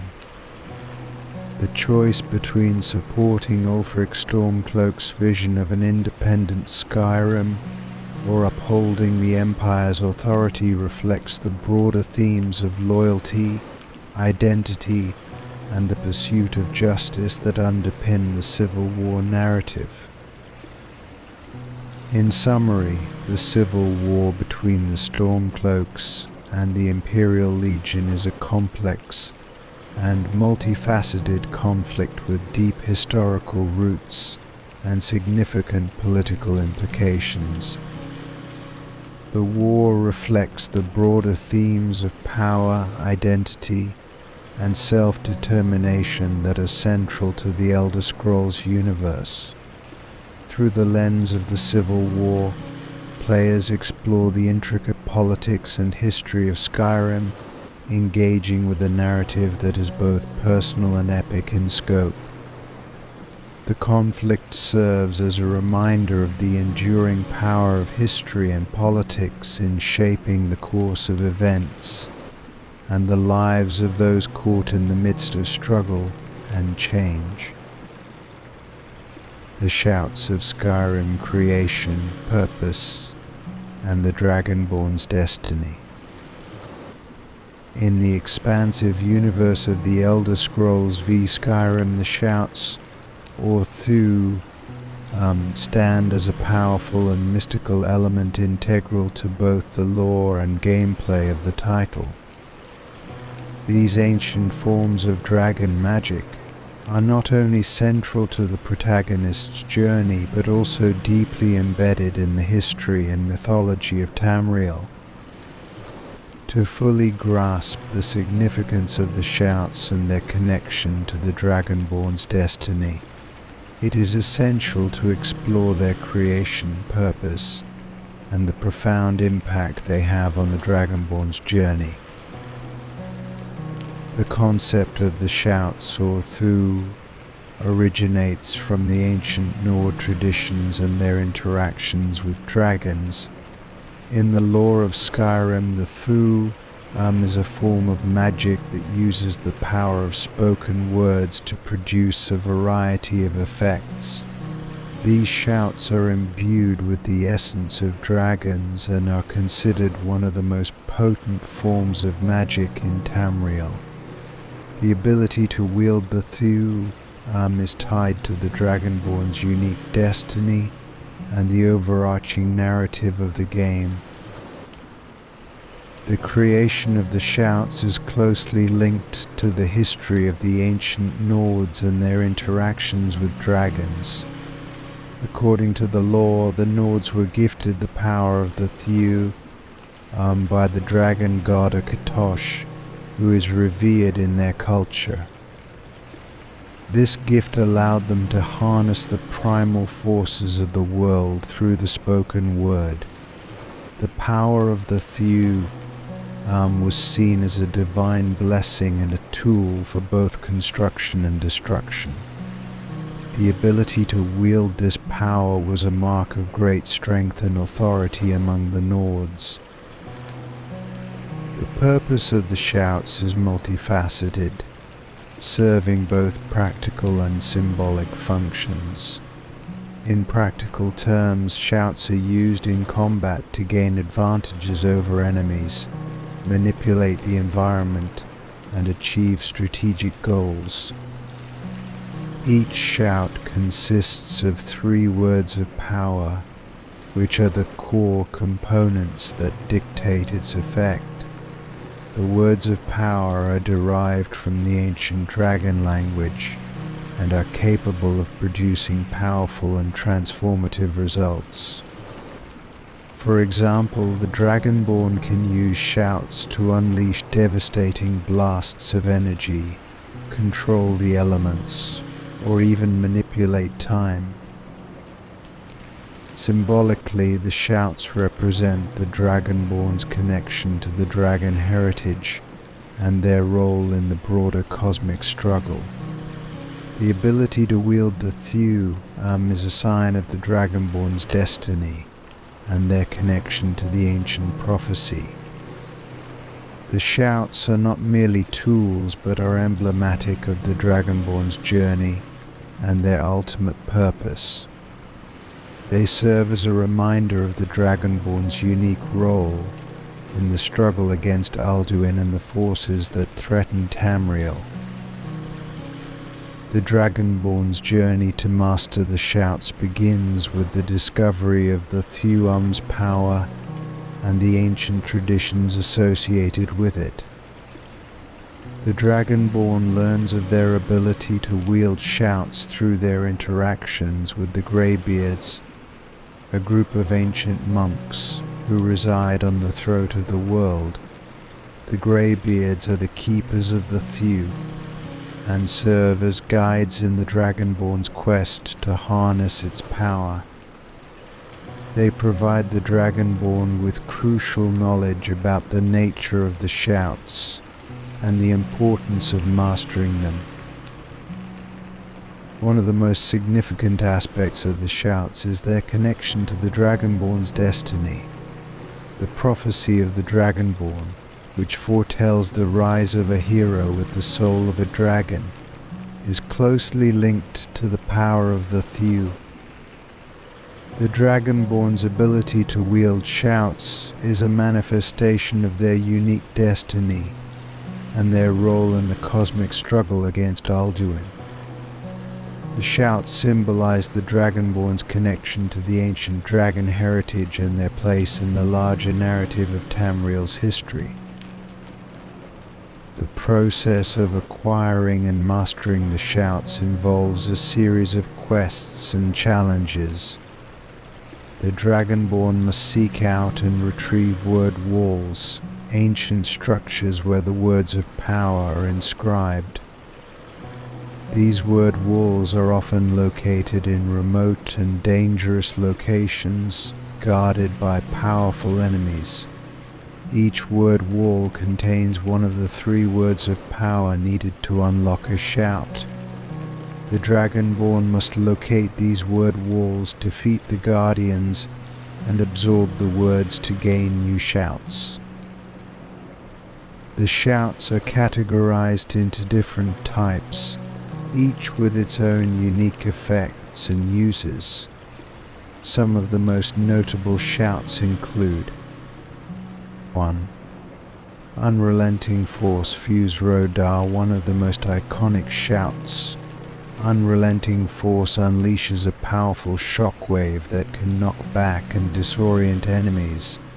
It embodies the raw power and might of the thew, and its use in battle can turn the tide of combat.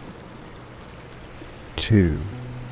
Dragonrend. This shout is specifically designed to combat dragons, forcing them to land and become vulnerable. It is a crucial tool in the Dragonborn's quest to defeat Alduin and other powerful dragons. 3. Time Slow Teed Cloul. This shout allows the Dragonborn to slow down time, providing a tactical advantage in combat and allowing for precise maneuvers and attacks. 4. Call Dragon Odar. Defying this shout summons a dragon to aid the Dragonborn in battle, showcasing the deep connection between the Dragonborn and the dragon heritage. 5. Stormcall Kreelunas. This shout calls down a storm, summoning lightning and thunder to strike enemies. It reflects the Dragonborn's ability to harness and control the elements. The mastery of these shouts is a central aspect of the Dragonborn's journey and their role in the struggle against Alduin. Each shout provides the Dragonborn with unique abilities and advantages, allowing them to overcome challenges and enemies. The shouts are not only tools but also symbols of the Dragonborn's growth and development throughout their quest. The impact of the shouts on the Dragonborn's destiny is profound. The ability to wield the thew is a manifestation of the Dragonborn's connection to the ancient prophecy and their role in the cosmic struggle against Alduin. The shouts represent the Dragonborn's journey from a humble hero to a powerful and revered figure, capable of shaping the course of events and influencing the fate of Tamriel. In addition to their role in combat and exploration, the shouts also serve as a means of connecting with the ancient traditions and lore of Tamriel. The Dragonborn's interactions with the Greybeards and their quest to uncover the secrets of the thew highlight the deep cultural and historical significance of the shouts. The ability to wield the thew is a mark of the Dragonborn's place in the larger narrative of Tamriel's history and their connection to the ancient dragon heritage.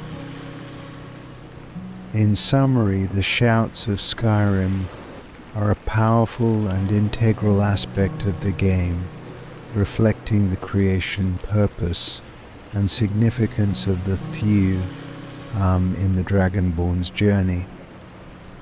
The shouts symbolize the Dragonborn's connection to the ancient prophecy and their role in the cosmic struggle against Alduin.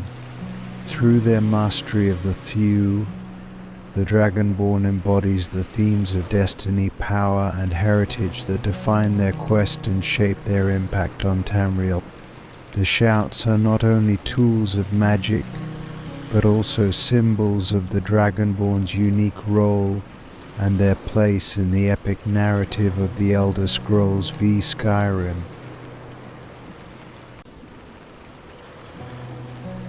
The Nightingales and the Daedric Prince Nocturnal unraveling the influence on the Thieves' Guild. In the intricate world of the Elder Scrolls v Skyrim, the Nightingales represent a profound enigma wrapped in the dark, seductive influence of the Daedric Prince Nocturnal. Their connection to the Thieves' Guild and the mysterious deity who governs shadows and secrecy underscores a narrative filled with intrigue, power, and the supernatural. To fully understand the Nightingales' and Nocturnal's influence, one must explore their origins, the nature of their relationship, and the impact this has on both the Thieves' Guild and the broader world of Tamriel. The Nightingales are a secretive and elite order within the Thieves' Guild, sworn to serve Nocturnal, the Daedric Prince of Darkness and the Night. Their existence is cloaked in secrecy, known only to a select few within the guild and shrouded in myth and mystery. The Nightingales are not merely skilled thieves, but are bound by a sacred oath to Nocturnal, their abilities and destinies intricately tied to the whims and demands of their dark patron. Nocturnal, also known as the Mistress of Shadows and the Queen of Night, is one of the more enigmatic Daedric princes. Unlike other Daedric princes who are known for their overt ambitions or chaotic tendencies, Nocturnal operates from the shadows, influencing events subtly and often indirectly. Her domain is the realm of the unknown, where secrecy, stealth, and darkness reign supreme. Her influence extends to those who thrive in the dark, making her a natural patron for thieves, assassins, and those who operate outside the bounds of conventional morality. The origins of the nightingales are steeped in legend and mystery. According to the lore, the nightingales were once a group of highly skilled thieves who sought greater power and protection in their pursuits. They made a pact with Nocturnal, exchanging their loyalty for the gifts of stealth and secrecy that the Daedric Prince offered. In return, they pledged to serve Nocturnal's will and uphold her influence within the mortal realm. This pact marked the beginning of the Nightingales as a distinct and influential faction within the Thieves' Guild. The Nightingales' connection to Nocturnal is manifest in their unique abilities and the special role they play within the Thieves' Guild. Members of this elite order are granted access to powerful artifacts and abilities that enhance their skills in stealth and thievery. The Nightingale armor, a set of enchanted gear worn by these elite thieves, is a testament to their connection with Nocturnal. The armor grants the wearer increased stealth and the ability to move undetected, reflecting the influence of their dark patron. The Nightingale's role within the Thieves' Guild is both symbolic and practical. They act as the Guild's most trusted and secretive operatives, carrying out missions that require the utmost discretion and skill. Their loyalty to Nocturnal ensures that the Guild's activities remain hidden from prying eyes, and that their influence extends into the shadowy realms of Tamriel. This connection with Nocturnal also provides the Guild with a measure of divine protection and assistance, as the Daedric Prince's favor can be a powerful asset in their clandestine endeavors.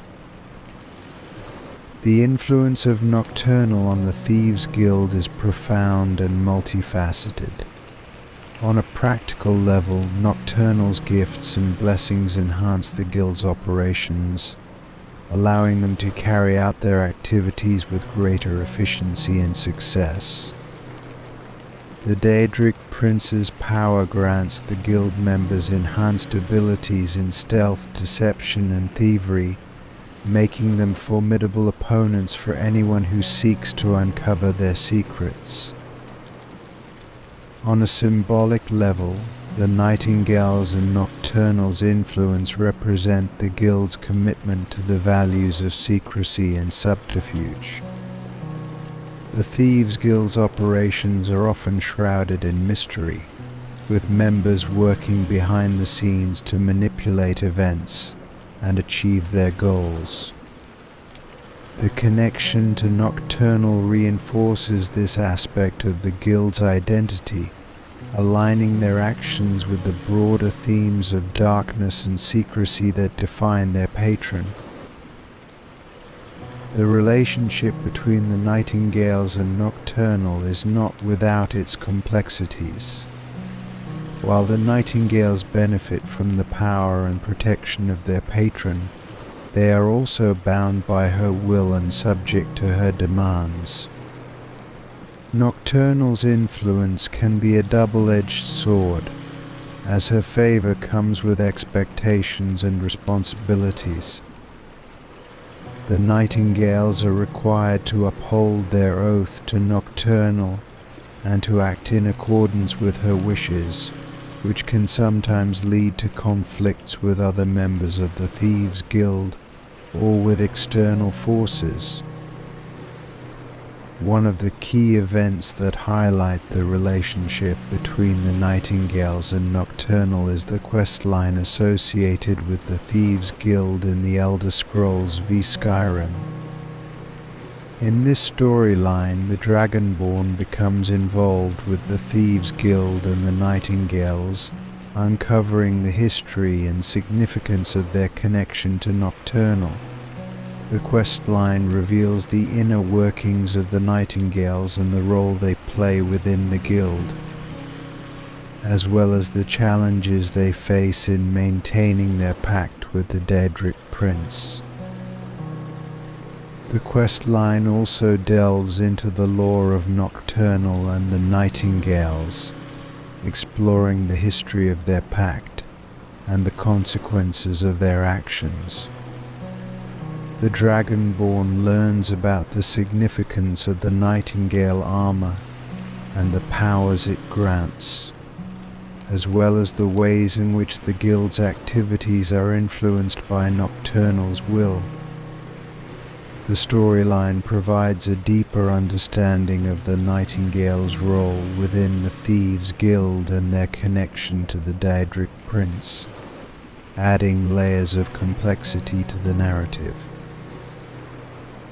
The influence of Nocturnal on the Thieves Guild and the Nightingales is a testament to the broader themes of power, secrecy and loyalty that permeate the world of the Elder Scrolls v Skyrim.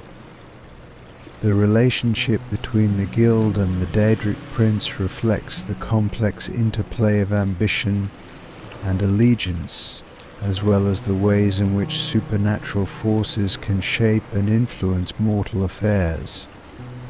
The Nightingale's connection to Nocturnal highlights the dual nature of their existence, as they navigate the challenges and opportunities presented by their dark patron. In summary, the Nightingales and their connection to Nocturnal represent a rich and intricate aspect of the lore within the Elder Scrolls v Skyrim. Their origins, abilities, and role within the Thieves Guild underscore the profound influence of the Daedric Prince on their actions and destiny. The relationship between the Nightingales and Nocturnal reflects the broader themes of secrecy, power, and loyalty that define the Guild and its operations. Through the lens of the Nightingales and their connection to Nocturnal, players gain a deeper understanding of the complex dynamics at play in the world of Tamriel and the ways in which supernatural forces shape the course of events. The Wabbajack unveiling the story behind the Daedric artifact and its unpredictable magic. The Wabbajack, an artifact of legendary renown in the Elder Scrolls universe, is a potent and enigmatic Daedric artifact associated with the Daedric Prince Sheogorath. Known for its unpredictable and chaotic magic, the Wabbajack stands out as one of the most unique and bizarre relics within the realm of Tamriel. To fully understand the significance of the Wabbajack, one must delve into its origins, its association with Sheogorath, and the nature of its unpredictable magic. The origins of the Wabbajack are deeply intertwined with the history and mythology of Sheogorath, the Daedric Prince of Madness. Sheogorath is one of the more eccentric and unpredictable Daedric princes, embodying the themes of chaos, lunacy, and the absurd. His realm, the Shivering Isles, is a domain where the boundaries of reality are fluid and the ordinary rules of existence are frequently upended. The Wabbajack is a reflection of Sheogorath's chaotic nature and serves as a tool to manifest his will in the mortal world. The creation of the Wabbajack is shrouded in mystery and legend. According to the lore, the artifact was fashioned by Sheogorath himself, a manifestation of his divine whimsy and capriciousness. The process of its creation is not well documented, but it is widely believed that the Wabbajack was designed as a means for Sheogorath to exert his influence over mortals and to further his agenda of chaos and unpredictability. The artifact is a physical representation of Sheogorath's essence, imbued with his chaotic power and the ability to alter reality in bizarre and unpredictable ways. The Wabbajack's magic is characterized by its extreme unpredictability and whimsical nature. Unlike other magical artifacts that have more defined and reliable effects, the Wabbajack's powers are erratic and can result in a wide range of outcomes. When used, the Wabbajack discharges a blast of energy that can cause various effects, from transforming enemies into different creatures to causing random and often humorous changes in the environment. This unpredictability is a hallmark of Sheogorath's influence and reflects the chaotic nature of his domain. One of the most famous uses of the Wabbajack is its ability to transform its targets into random creatures. This transformation can range from turning enemies into harmless animals to converting them into more dangerous creatures. The effects are often unpredictable, and the outcome can vary greatly from one use of the Wabbajack to another. This randomness adds an element of surprise and excitement to combat and exploration, making the Wabbajack a unique and entertaining artifact. The Wabbajack also has the power to alter the environment in unpredictable ways. This can include changing the landscape, causing objects to float or vanish, or even creating bizarre and surreal effects. The artifact's ability to manipulate reality in such a chaotic manner makes it a powerful tool for those who seek to disrupt the natural order and embrace the madness of Sheogorath's influence. The artifact's connection to Sheogorath is further emphasized by its role in the questlines associated with the Daedric Prince. In the Elder Scrolls V Skyrim, the Wabbajack is central to the Madness questline, which involves interactions with Sheogorath and the Shivering Isles. The questline reveals the artifact's significance in the context of Sheogorath's realm and provides insights into the nature of his chaotic influence. During the quest, players have the opportunity to wield the Wabbajack and experience its unpredictable magic firsthand, further cementing its place in the lore of Tamriel. The Wabbajack's impact extends beyond its immediate effects, influencing the broader world of Tamriel and its inhabitants. The artifact's presence and the chaos it can unleash have far-reaching implications, affecting the balance of power and the nature of reality itself. The Wabbajack serves as a reminder of the unpredictable and often absurd nature of the Daedric princes, as well as the consequences of their influence on the mortal realm. The significance of the Wabbajack also lies in its representation of Sheogorath's themes of madness and chaos.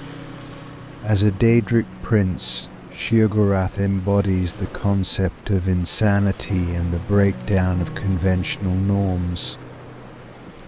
The Wabbajack, with its erratic and whimsical magic, serves as a tangible manifestation of these themes, reflecting Sheogorath's belief in the fluidity of reality and the unpredictability of existence. The artifact's ability to disrupt the normal course of events, and create bizarre outcomes aligns with Sheogorath's philosophy and adds depth to the lore surrounding the Daedric prince. The Wabbajack's role in the lore of the Elder Scrolls is further enriched by its interactions with other characters and artifacts. The artifact is often referenced in connection with other Daedric relics and the broader narrative of Tamriel's history. Its presence in various quests and storylines highlights its importance and the impact of Sheogorath's influence on the world. The Wabbajack serves as a key element in understanding the nature of Daedric power and the ways in which it can shape the mortal realm.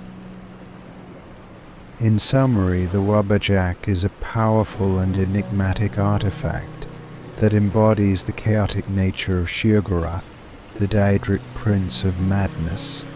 Its origins, magical properties, and impact on the world of Tamriel reflect the unpredictable and whimsical nature of its creator. Through its erratic magic and its role in the lore of the Elder Scrolls, the Wabbajack serves as a testament to the influence of Daedric power and the themes of chaos and madness that define Sheogorath's domain.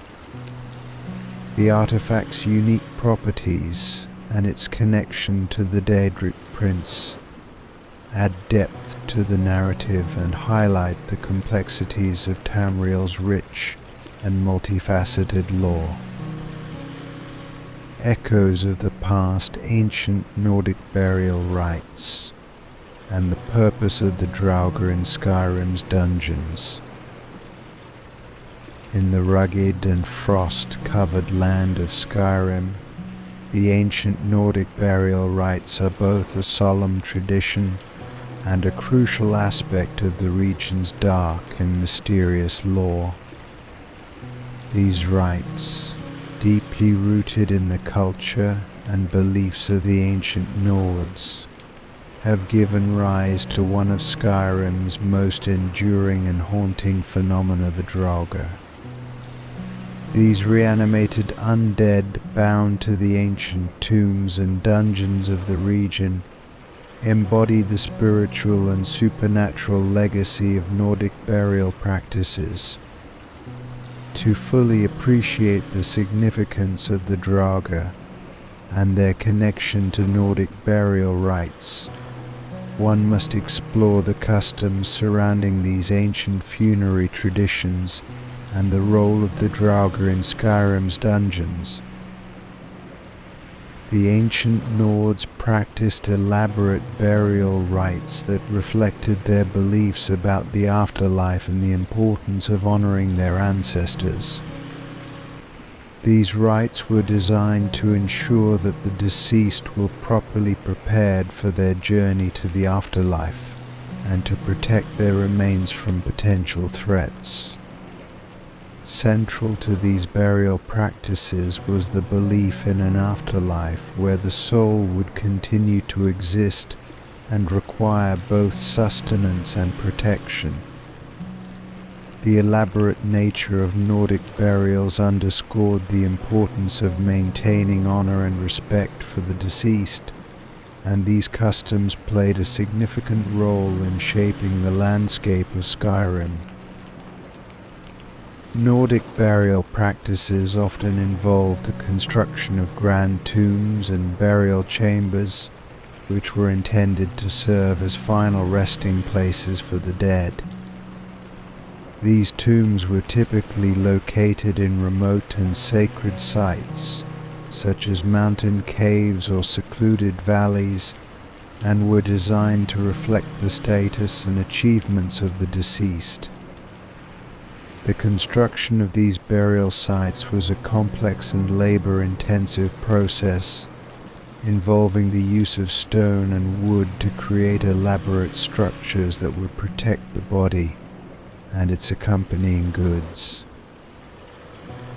The burial rites themselves were accompanied by various rituals and ceremonies, which included the placing of valuable items, weapons, and other possessions alongside the deceased.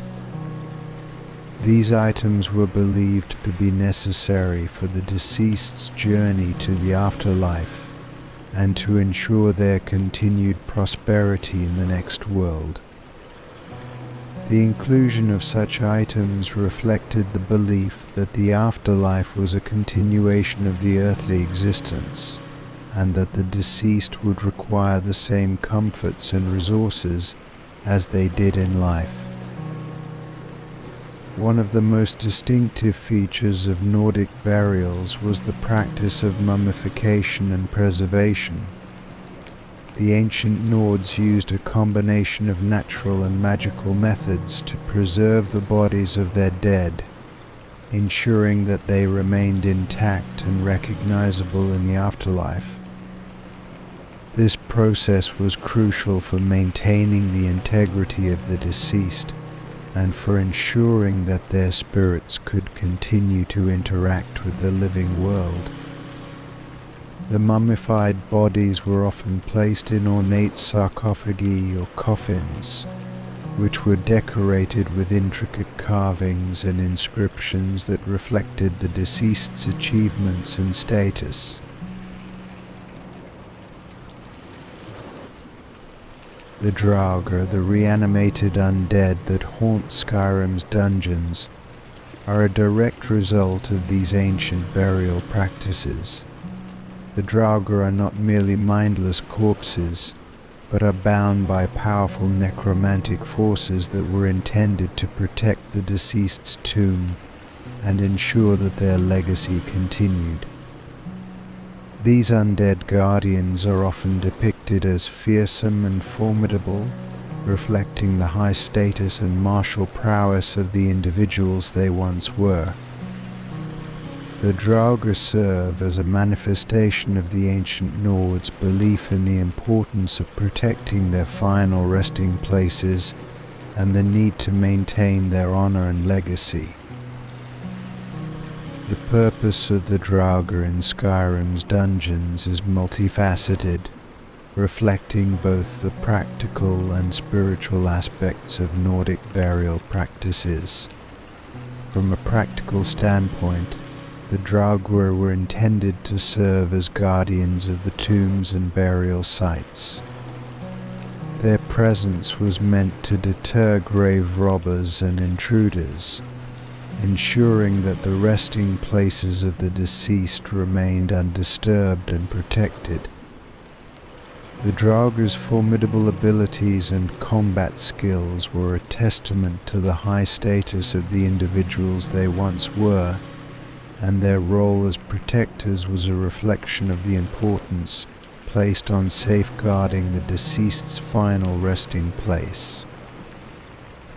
From a spiritual perspective, the Draugr represent the ancient Nords' belief in the continuity of the soul and the need to honor and remember the dead.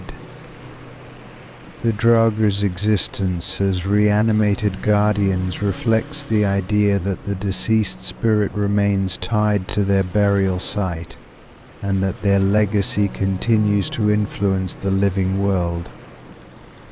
The presence of the Draugr in Skyrim's dungeons serves as a reminder of the enduring connection between the living and the dead, and the importance of maintaining respect for the deceased and their final resting places.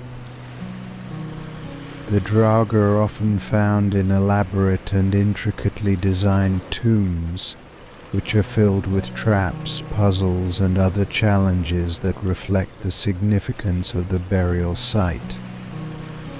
These dungeons are designed to test the skills and resolve of intruders, ensuring that only the most determined and worthy individuals can access the sacred resting places of the deceased.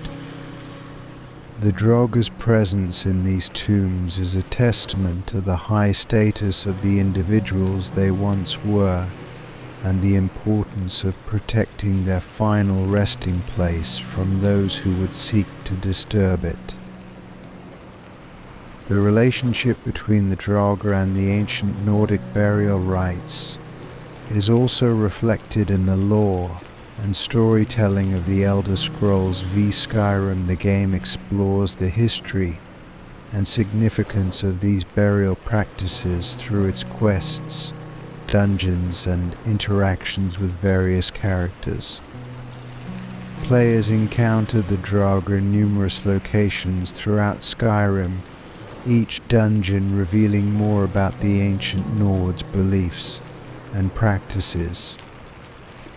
The lore surrounding the Draugr provides valuable insights into the cultural and spiritual traditions of the ancient Nords and their approach to death and the afterlife.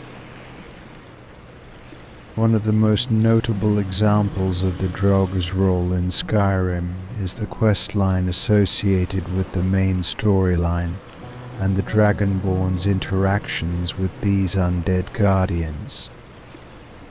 The Dragonborn's journey through the various Nordic tombs and dungeons highlights the significance of the Draugr and the importance of understanding their connection to the ancient burial practices. The questline reveals the ways in which the Draugr are tied to the history and culture of the ancient Nords, and provides players with a deeper understanding of the spiritual and practical aspects of Nordic funerary traditions. In summary, the ancient Nordic burial rites and the purpose of the Draugr in Skyrim's dungeons represent a rich and intricate aspect of the game's lore. The burial practices of the ancient Nords reflect their beliefs about the afterlife and the importance of honoring and protecting the deceased. The Draugr, as reanimated guardians of these burial sites, embody the spiritual and practical aspects of Nordic funerary traditions and serve as a testament to the enduring legacy of the ancient Nords. Through their presence in Skyrim's dungeons and their role in the game's narrative, the Draugr provide valuable insights into the cultural and spiritual heritage of Tamriel and the complex relationship between the living and the dead. Guardians of Tamriel, the history and role of the Blades in defending against dragon threats. The Blades, an elite order of dragon hunters and protectors, have played a pivotal role in the history of Tamriel, particularly in safeguarding the realm from the perilous threats posed by dragons. Their storied past is intertwined with the rise and fall of empires, legendary heroes, and the ever-present menace of dragonkind. To fully appreciate the significance of the Blades, one must trace their origins, their evolution over time, and their relentless struggle to defend Tamriel from the dragon threats that have shaped its history. The origins of the Blades can be traced back to the early days of Tamriel, during the era of the First Era. The Order was initially founded as a secretive organization tasked with the protection of the Emperor and the Empire. The Blades' origins are shrouded in mystery, with various accounts suggesting that they were established either by the early Tamrielic rulers or by the divine intervention of the gods themselves. Their primary role was to serve as elite protectors, wielding powerful weapons and magical artifacts to safeguard the realm from external and internal threats. The Blades' association with dragons dates back to their earliest days. As the Empire expanded and encountered the formidable dragon threats that plagued Tamriel, the Blades became instrumental in combating these fearsome creatures.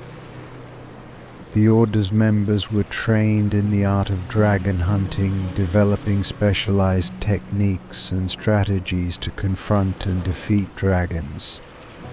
This focus on dragon slaying became a hallmark of the Blades' identity, setting them apart as the foremost dragon hunters in Tamriel.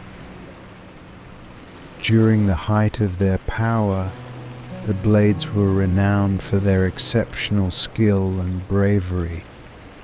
They were equipped with legendary weapons and armor, including the famed dragon bone equipment, which was imbued with powerful enchantments to aid in their fight against dragons. The Blades' expertise in combat and their knowledge of dragon behavior made them the go-to force for dealing with dragon threats, earning them a reputation as the ultimate protectors of Tamriel. The Blades' role in defending Tamriel from dragons was not limited to combat alone. They were also responsible for studying dragons and uncovering their weaknesses.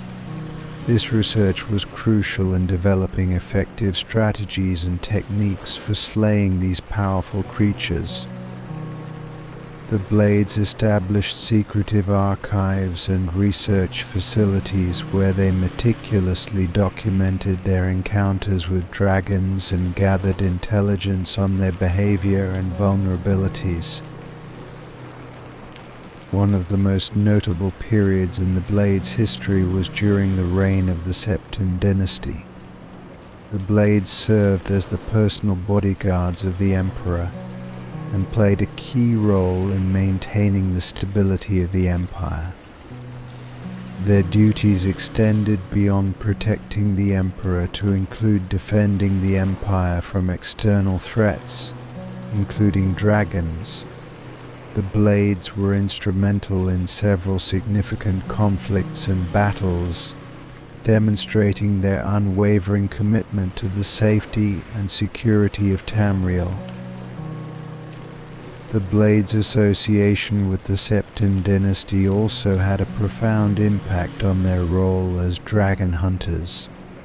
The dynasty's emperors were known to have a deep respect for the Blades and their expertise in dealing with dragons. As a result, the Blades received significant support and resources from the Empire, allowing them to continue their work as the primary defense against dragon threats. Despite their impressive history and achievements, the Blades faced significant challenges over time. The rise of the Old Mirri Dominion and the subsequent political upheaval in Tamriel led to a decline in the Blades' influence and power. The Dominion's aggression and the civil strife that followed weakened the Empire, diminishing the Blades' ability to fulfill their role as dragon hunters and protectors. The most dramatic shift in the Blades' fortunes occurred during the events of the Fourth Era. The return of the dragons to Tamriel, led by the legendary dragon Alduin, posed a dire threat to the realm. The Blades, now a shadow of their former selves, struggled to confront this new wave of dragon attacks. Their once legendary skills and knowledge were no longer as effective against the resurgent dragon menace. The Dragonborn, the prophesied hero destined to combat the dragon threat, emerged as a key figure in this turbulent time. The Dragonborn's connection to the ancient dragons, slaying traditions, and their unique ability to harness the power of the Thew played a crucial role in turning the tide against the dragons. The Blades, recognizing the Dragonborn's significance, sought to aid them in their quest to defeat Alduin and restore balance to Tamriel. The events of the Elder Scrolls v Skyrim highlight the Blades' role in the Dragonborn's journey. As the Dragonborn explores the vast and treacherous landscapes of Skyrim, they encounter the Blades and uncover their history and significance. The blades struggle to regain their former glory, and their efforts to support the Dragonborn in their battle against the dragons reveal the enduring legacy of the Order and their ongoing commitment to protecting Tamriel. The Blades' role in Skyrim's questline is marked by their efforts to reclaim their lost honor and to assist the Dragonborn in defeating Ulduin. The Blades provide valuable guidance and support, helping the Dragonborn navigate the challenges of dragon hunting and uncovering the secrets of the ancient dragon-slaying techniques. Their involvement underscores the importance of their mission and the sacrifices they have made in their quest to defend Tamriel from dragon threats. Throughout their history, the Blades have been a symbol of courage, resilience, and dedication. Their legacy as dragon hunters and protectors of Tamriel is a testament to their enduring commitment to safeguarding the realm from the dangers posed by dragons. Despite the challenges they have faced and the changes in their fortunes, the Blades remain a revered and influential force in the lore of Tamriel. In summary, the history of the Blades and their role in protecting Tamriel from dragon threats is a rich and complex narrative. From their origins as elite protectors to their struggles against the formidable dragon menace, the Blades have played a crucial role in defending the realm and preserving its legacy. Their story is a testament to their bravery and dedication, and their enduring influence can be seen in the ongoing battle against the dragon threats that continue to shape the world of Tamriel. Through their history and their interactions with key figures like the Dragonborn, the Blades' legacy lives on as a symbol of the unyielding fight against the forces of darkness. Eternal night and savage beast, the origins and conflicts of vampires and werewolves in Skyrim. In the harsh, icy landscape of Skyrim, two of the most fearsome and enigmatic factions are the vampires and the werewolves. Each represents a unique aspect of Tamriel's dark and supernatural heritage, carrying with them ancient origins and enduring conflicts. Understanding the origins of these factions and their ongoing struggles provides insight into the complex world of Skyrim, where the forces of darkness and savagery vie for dominance. The origins of the vampire faction in Skyrim are deeply rooted in the ancient history and lore of Tamriel. Vampirism, as a supernatural condition, is linked to the Daedric prince Molag Bal, who is often associated with the creation and corruption of vampires. According to the legends, Molag Bal created the first vampires by inflicting them with a curse that granted them immortality, while also condemning them to a life of eternal thirst for blood. This curse was intended to serve as a means of spreading his influence and sowing chaos among the mortal races. In Skyrim, vampires are typically linked to the ancient and powerful clan known as the Volkiar clan. This clan is believed to have originated from a bloodline that worships Molag Bal and has a deep connection to his dark powers.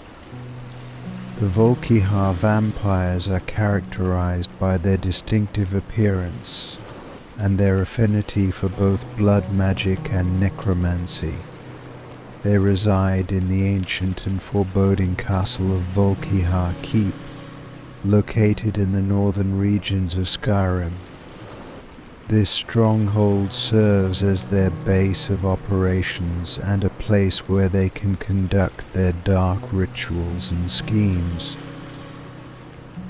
The vampire faction in Skyrim is divided into several different groups, each with its own unique characteristics and motivations. The Volkihar clan is the most prominent and influential of these groups, but there are also other lesser-known vampire covens and factions scattered throughout the region. These groups often have their own agendas and rivalries, leading to internal conflicts and power struggles within the vampire community. The common thread among these factions is their shared thirst for blood and their desire to maintain their power and influence in a world that is increasingly hostile to their kind. The werewolf faction, on the other hand, has its origins in the ancient and primal traditions of Tamriel. Lycanthropy, the condition that transforms individuals into werewolves, is tied to the worship of Hircine, the Daedric prince of the hunt. According to the lore, Hircine bestowed the gift of lycanthropy upon his followers as a means of enhancing their hunting abilities and granting them a connection to the primal forces of nature. This transformation is often seen as both a blessing and a curse, as it grants the individual immense strength and ferocity, but also binds them to a life of perpetual struggle with their beastly nature. In Skyrim, the primary werewolf faction is known as the Companions. This group of mercenaries and adventurers based in Whiterun has a deep connection to the ancient traditions of lycanthropy. The Companions are divided into two main groups: the public-facing mercenary guild and the secretive inner circle known as the Circle.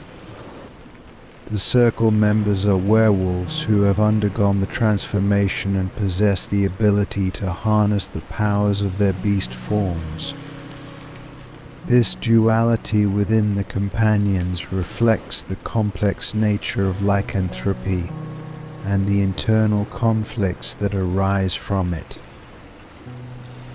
The origins of the Companions' lycanthropy are shrouded in myth and legend. It is said that the werewolf bloodline was established by a legendary figure known as Weisgrammer, who was a hero of the ancient Nord people.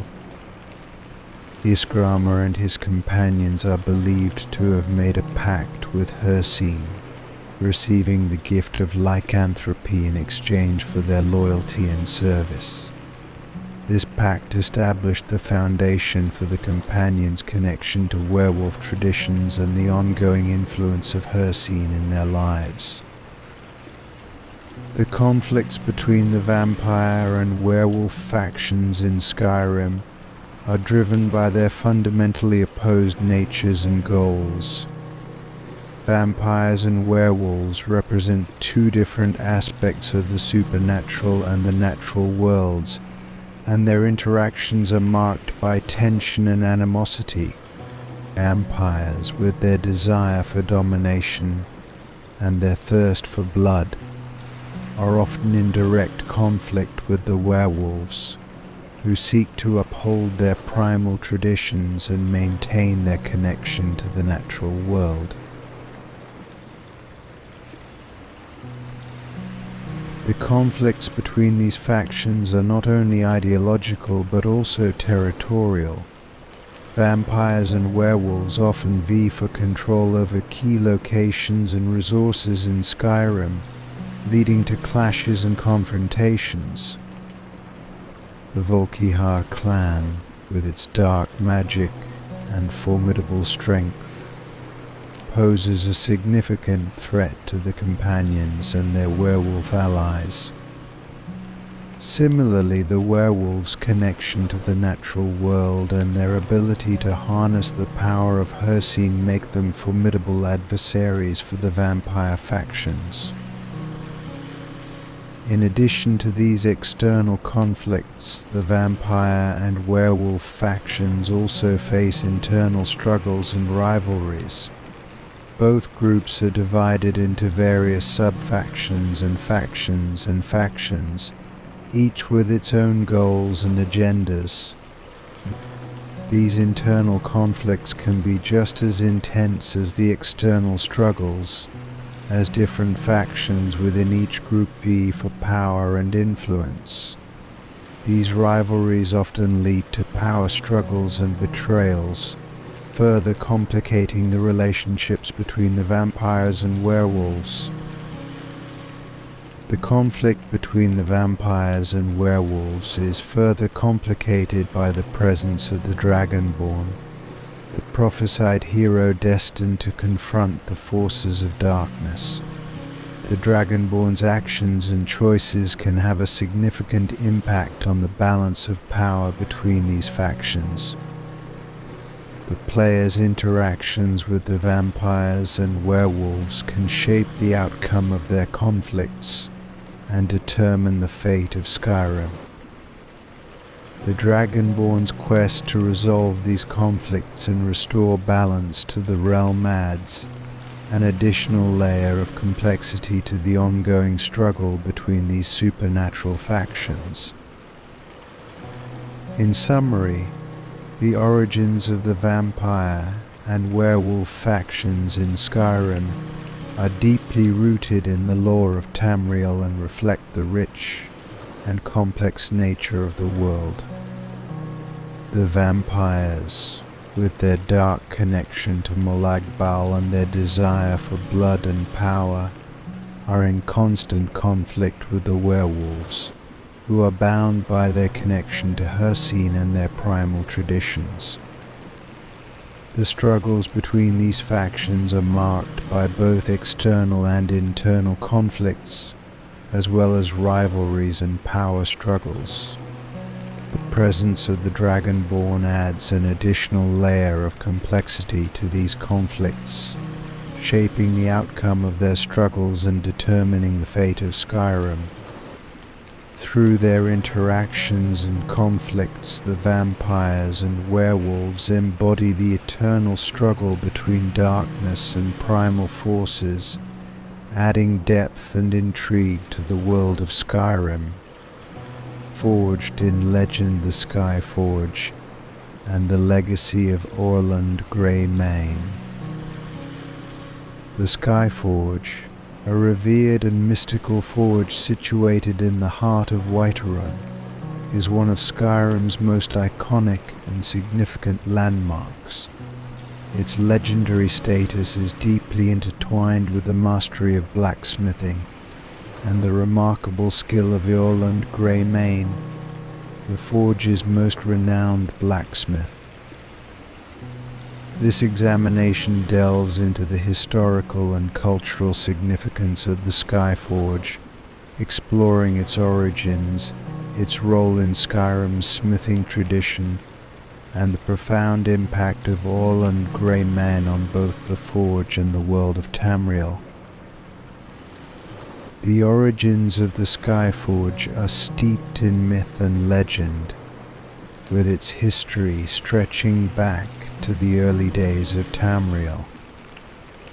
According to lore, the Skyforge was created by the ancient Nord gods, who bestowed upon it the power and enchantments necessary to craft weapons and armor of unparalleled quality.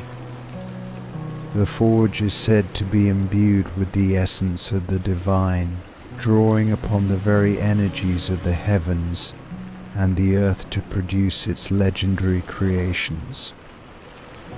This connection to the divine is reflected in the exceptional quality of the items crafted at the Skyforge, which are revered throughout Tamriel for their craftsmanship and power.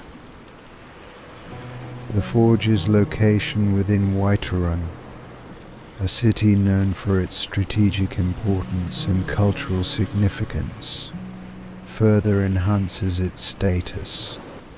The Skyforge is situated near the Companion's headquarters, the Jorvaska, where it plays a central role in the guild's operations.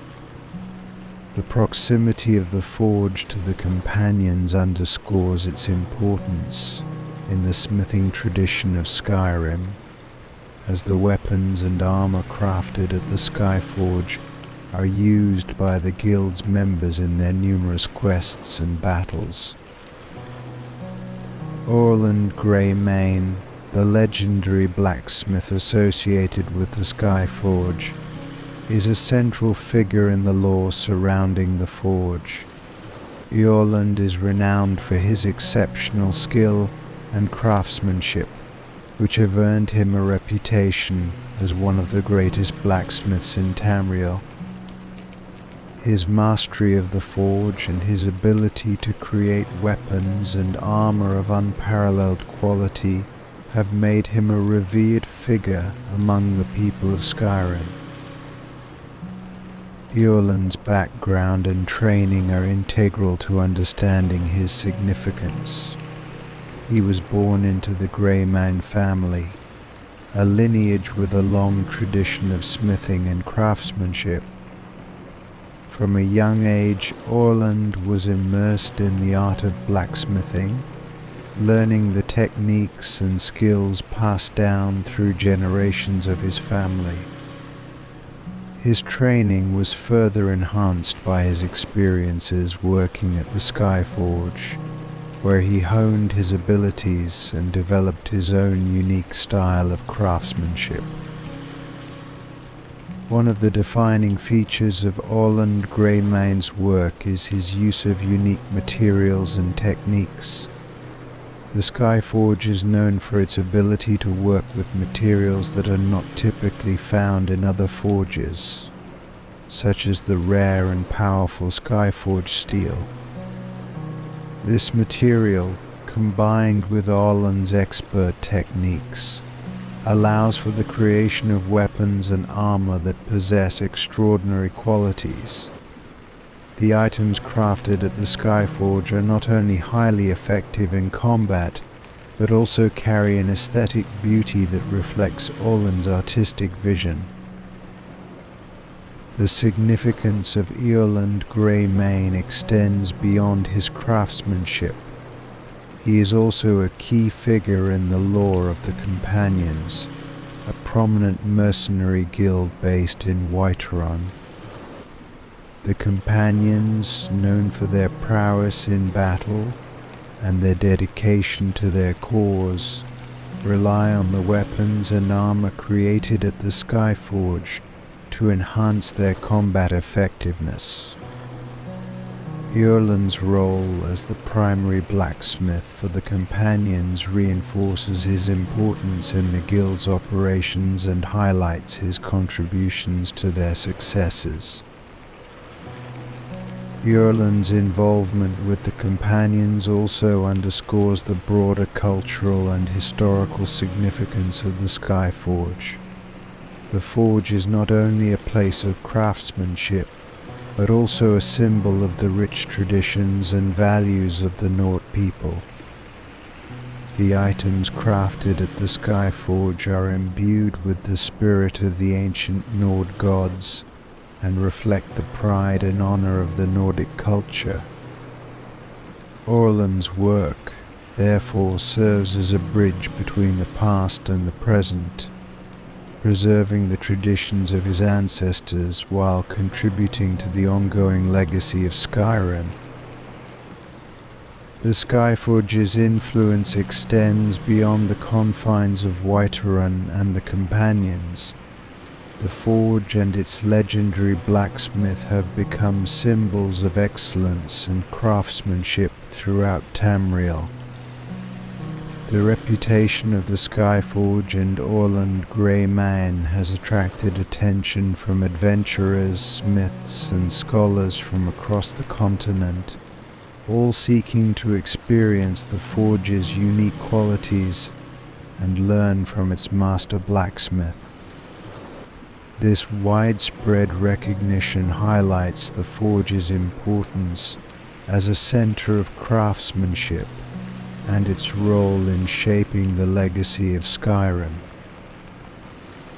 The impact of the Skyforge and Eorland Grey Mane is also reflected in the artifacts and relics created at the forge. Many of these items have become legendary in their own right, celebrated for their exceptional qualities and their association with the forge. The creation of these artifacts not only enhances the reputation of the Skyforge, but also contributes to the broader lore of Tamriel, adding depth and richness to the world of Skyrim. In addition to his contributions to the art of blacksmithing, Eorland Grey Mane's character and personality also play a significant role in his legacy. He is known for his dedication to his craft, his humility, and his commitment to the traditions of his family and the companions. Eorland's interactions with the people of Whiterun and his role in the companions' quests reflect his strong sense of honor and duty, further solidifying his status as a revered figure in Skyrim. The Skyforge and Eorland Grey Mane are emblematic of the broader themes of craftsmanship, tradition, and legacy that are central to the world of Skyrim. The forge represents the pinnacle of blacksmithing excellence, while Eorland's work serves as a testament to the enduring value of skill and dedication. Together, they embody the spirit of the Nord people and the rich cultural heritage of Tamriel. In summary, the Skyforge and Eorland Grey Mane are integral to the lore and legacy of Skyrim. The forge's origins, its role in the smithing tradition, and its connection to the companions highlight its significance as a center of craftsmanship and cultural heritage. Eorland Grey Mane's exceptional skill and dedication have cemented his status as a legendary blacksmith, and his work at the Skyforge continues to shape the world of Tamriel. Through its legendary creations and its association with one of Skyrim's most revered figures, the Skyforge stands as a symbol of excellence, tradition, and enduring legacy. Echoes of the deep, the tale of the lost city of the Dwemer and their mysterious disappearance. The tale of the lost city of the Dwemer, an ancient and enigmatic race in the Elder Scrolls universe, is one of the most intriguing and perplexing mysteries in Tamrielic history. The Dwemer, also known as the Dwarves, were a technologically advanced and reclusive race whose disappearance from the world has left a profound impact on the lore of the Elder Scrolls. Their legacy is etched in the ruins scattered across Tamriel, with their cities, artifacts, and machines continuing to fascinate and baffle scholars and adventurers alike. This exploration delves into the origins of the Dwemer, the rise and fall of their cities, and the enigmatic circumstances surrounding their sudden and complete disappearance. The Dwemer, known for their advanced engineering and mechanical prowess, were one of the original races of Tamriel. They inhabited the continent in the early ages and were distinguished by their complex and mysterious technology, which far surpassed the capabilities of other civilizations at the time. The Dwemer were characterized by their isolationist tendencies and their focus on the pursuit of knowledge and technological advancement. They were known to be secretive and insular, preferring to keep their discoveries and innovations to themselves rather than sharing them with other races. The most significant and well-documented city of the Dwemer was the city of Arkanthams, which served as a central hub for their activities and innovations, located in the heart of what is now known as Morrowind. Arkanthams was renowned for its grand architecture, intricate machinery, and advanced engineering. The city was a testament to the Dwemer's ingenuity and their ability to harness and manipulate the forces of magic and technology. The Dwemer's architectural style was characterized by its use of stone and metal, with massive, imposing structures that reflected their technological prowess. Their cities were often built underground or within the mountains, providing them with natural protection and seclusion. The Dwemer were also known for their use of complex machinery and automatons, which were designed to perform various tasks and functions. These creations were powered by a unique energy source known as Ethereum, which was central to the Dwemer's technological advancements. Despite their remarkable achievements, the Dwemer's society was marked by internal strife and political intrigue. The Dwemer were governed by a council known as the High Engineer, which was composed of the most influential and powerful members of their society. This council was responsible for overseeing the affairs of the Dwemer and ensuring the stability and progress of their civilization. However, the High Engineer was not without its conflicts, as different factions within the Dwemer sought to assert their own influence and control over the council. One of the most significant events in Dwemer history was their attempt to unlock the secrets of the Heart of Loki. The Heart was a powerful artifact believed to be a source of immense magical energy, and the Dwemer sought to harness its power for their own purposes. The Heart was located in the depths of Red Mountain, and the Dwemer embarked on an ambitious project to retrieve and utilize its energy. They believed that by harnessing the Heart's power, they could achieve a higher state of being and elevate their civilization to new heights. The Dwemer's pursuit of the Heart of Lorcan was a complex and ambitious endeavor.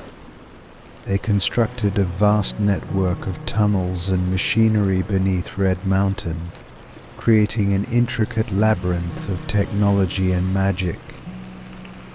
This undertaking involved the efforts of many Dwemer engineers, scholars and artisans, all working together to unlock the secrets of the Heart and harness its power. The project was a testament to the Dwemer's technological prowess and their unwavering commitment to their goals. However, the Dwemer's efforts to harness the Heart of Lorcan were ultimately met with disaster. In a dramatic and unexplained event, the entire Dwemer race vanished from Tamriel, leaving behind only their ruins and their enigmatic creations. The disappearance of the Dwemer is one of the greatest mysteries in Tamrielic history, and its causes and consequences remain the subject of much speculation and debate. Theories about the Dwemer's disappearance abound, each offering a different explanation for their sudden and complete vanishing. One prominent theory is that the Dwemer's attempt to harness the power of the Heart of Lorcan resulted in a catastrophic failure. According to this theory, the Heart's energy was too great and uncontrollable, causing a cataclysmic event that annihilated the Dwemer and their civilization. This explanation is supported by the fact that the Dwemer's disappearance coincided with the completion of their project to retrieve the heart. Another theory suggests that the Dwemer's disappearance was the result of their own actions and experiments. According to this theory, the Dwemer were conducting an arcane ritual or experiment that went awry, causing them to be transported to another plane of existence or dimension. This explanation is supported by the presence of powerful magical wards and barriers within Dwemer ruins, which may have been intended to protect against or contain the effects of their experiments. Some scholars believe that the Dwemer's disappearance was the result of divine intervention or punishment.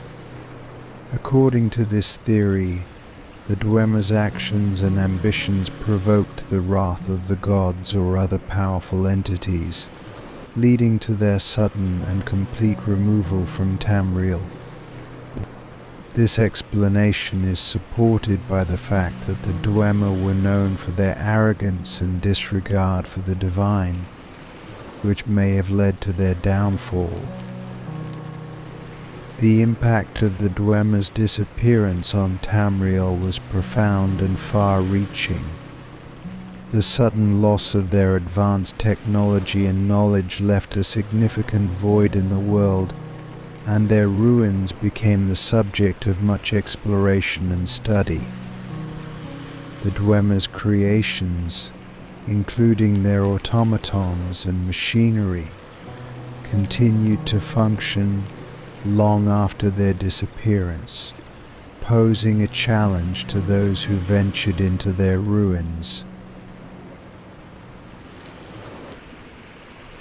The ruins of the Dwemer cities, such as Thames and Blackreach, are now considered some of the most intriguing and perilous locations in Tamriel. These ruins are filled with ancient technology, deadly traps, and enigmatic artifacts, offering a glimpse into the Dwemer's lost civilization. The exploration of these ruins has yielded valuable insights into the Dwemer's achievements and their mysterious disappearance, but many questions remain unanswered. The legacy of the Dwemer endures through their artifacts and technology, which continue to captivate and inspire those who encounter them. The Dwemer's creations, such as their automatons and steam-powered machinery, are considered marvels of engineering and craftsmanship. These artifacts serve as a testament to the Dwemer's ingenuity and their lasting impact on Tamrielic history. In addition to their technological legacy, the Dwemer's disappearance has also inspired numerous myths and legends. Stories of the Dwemer's lost city and their enigmatic disappearance have become the stuff of legend, fueling the imaginations of scholars, adventurers and storytellers alike. These tales reflect the enduring fascination with the Dwemer and their mysterious legacy. In summary, the tale of the lost city of the Dwemer and their mysterious disappearance is a captivating and complex story that continues to intrigue and inspire. The Dwemer's origins, their technological achievements, and their sudden vanishing form a rich and multifaceted narrative that has left a lasting impact on Tamrielic history. The exploration of their ruins and the study of their artifacts offer valuable insights into their civilization and its enigmatic fate. Despite the passage of time, the legacy of the Dwemer endures, and their story remains one of the most compelling mysteries in the Elder Scrolls universe. The prophecy of the dragonborn destiny and fulfillment in Skyrim's epic quests. The prophecy of the dragonborn is one of the most profound and intricate elements of Tamriel's lore, intricately woven into the narrative of Skyrim. This ancient prophecy foretells the rise of a hero with the power to combat the return of Ulduin, the World Eater, and restore balance to a land on the brink of destruction. The Dragonborn, a figure blessed with the soul of a dragon and the power of the Thew, is central to the unfolding drama in Skyrim, and their journey is marked by epic quests and pivotal moments that fulfill this long-anticipated prophecy. This exploration delves into the origins of the prophecy, the nature of the Dragonborn's destiny, and the significant quests that illustrate the fulfillment of this grand vision. The origins of the prophecy of the Dragonborn are rooted in the ancient traditions and beliefs of the Nord people. According to Nord legend, the prophecy speaks of a hero who will emerge in a time of great peril to confront and defeat a dragon of cataclysmic power. This prophecy is closely tied to the ancient Dragonborn, legendary heroes, who were said to have possessed the power of the Thew, or dragon shout, allowing them to channel the voice of the dragons themselves.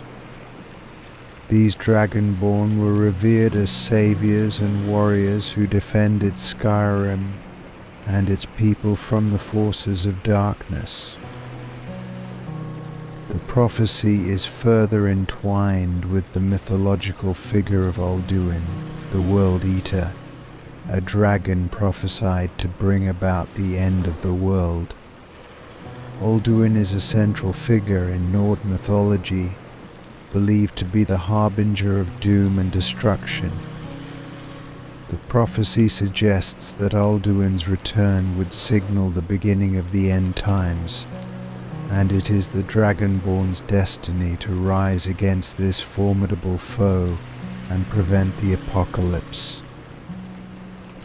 The Dragonborn's role in the prophecy is both remarkable and unique. The Dragonborn is gifted with the soul of a dragon, which grants them the ability to harness the Thew, a powerful and ancient form of magic that allows them to wield the voice of dragons. This power is not only a formidable weapon, but also a key to understanding and unraveling the mysteries of the dragons and their role in Tamriel's history. The Dragonborn's journey is marked by their quest to master the Thew, uncover their true potential, and confront the challenges that lie ahead. The fulfillment of the prophecy is intricately tied to the events of Skyrim's main storyline. As the Dragonborn emerges from obscurity and begins to uncover their true nature, they are drawn into a series of epic quests that reveal the extent of their destiny and the significance of their role in the prophecy. These quests are not only pivotal to the Dragonborn's personal journey, but also crucial to the broader narrative of Skyrim and its struggle against the forces of darkness. One of the earliest and most significant quests in the Dragonborn's journey is the discovery of the ancient word walls scattered throughout Skyrim. These word walls are ancient inscriptions that contain the words of power associated with the Thew.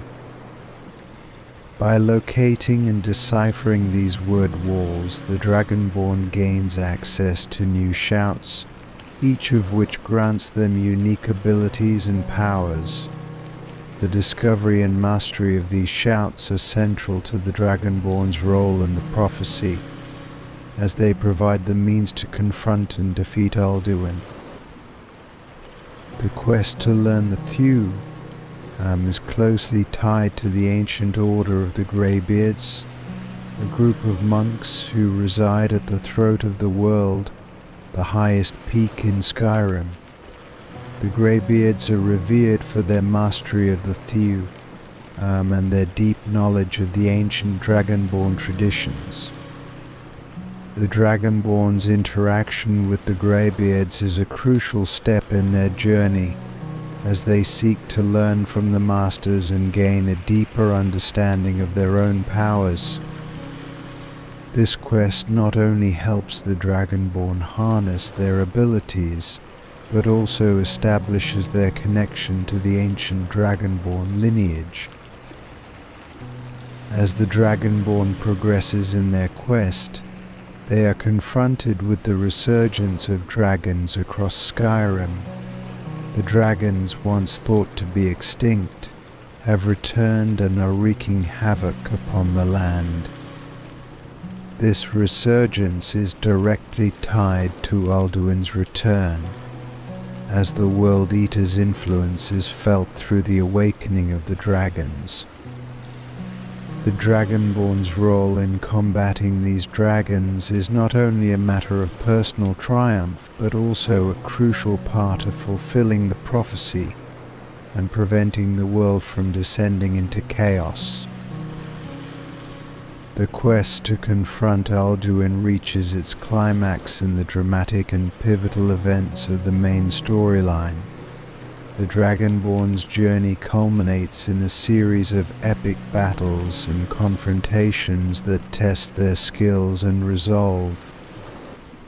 The ultimate showdown with Alduin takes place in Sovngarde, the Nord afterlife, where the Dragonborn must face the World Eater in a realm of eternal glory and honor.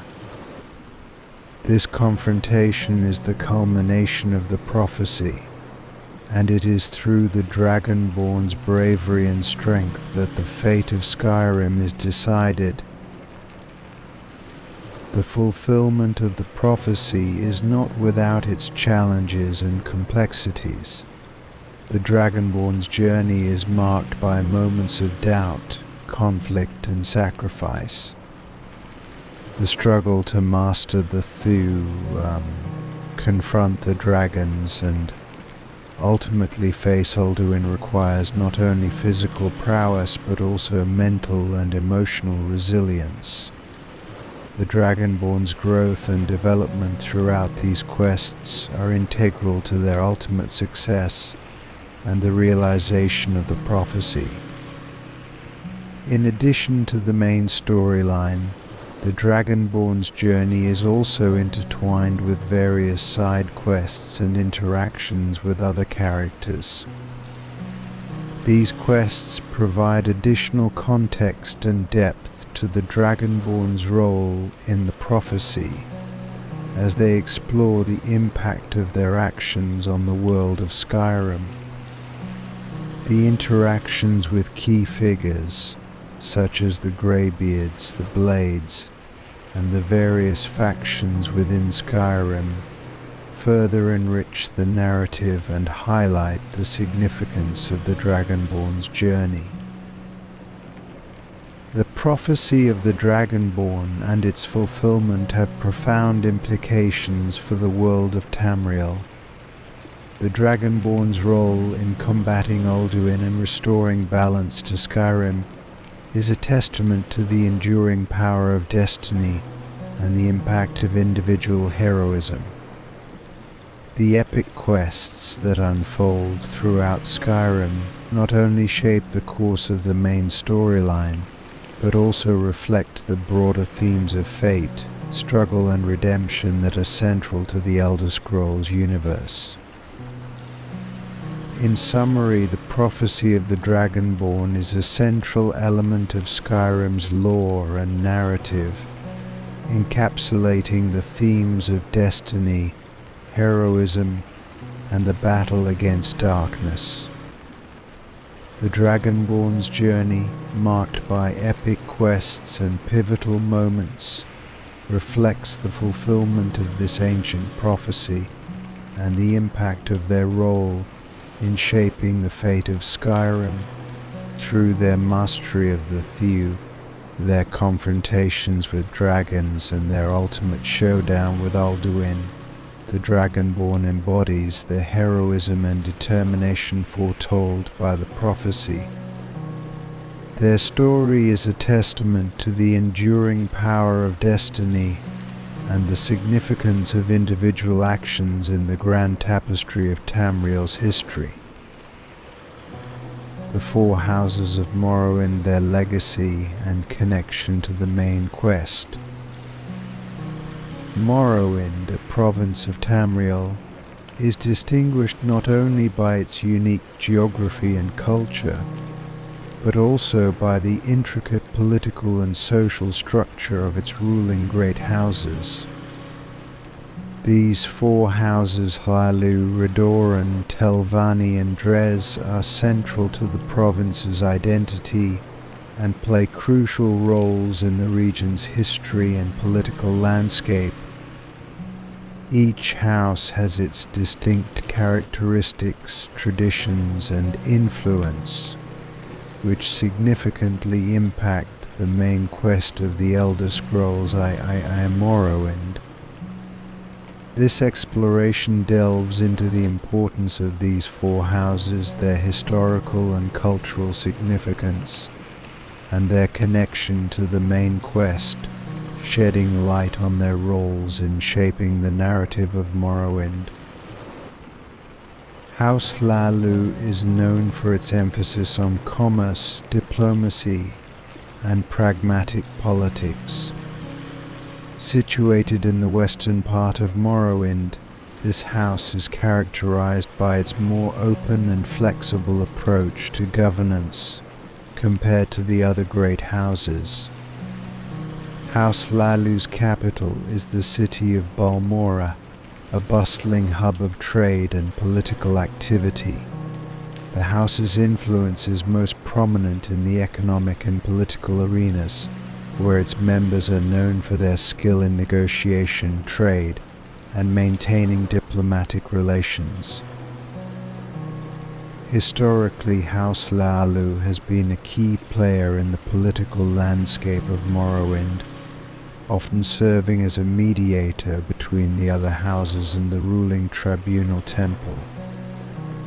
Their pragmatic approach and focus on economic prosperity have made them influential allies and formidable opponents in the power struggles that characterize Morrowind's politics.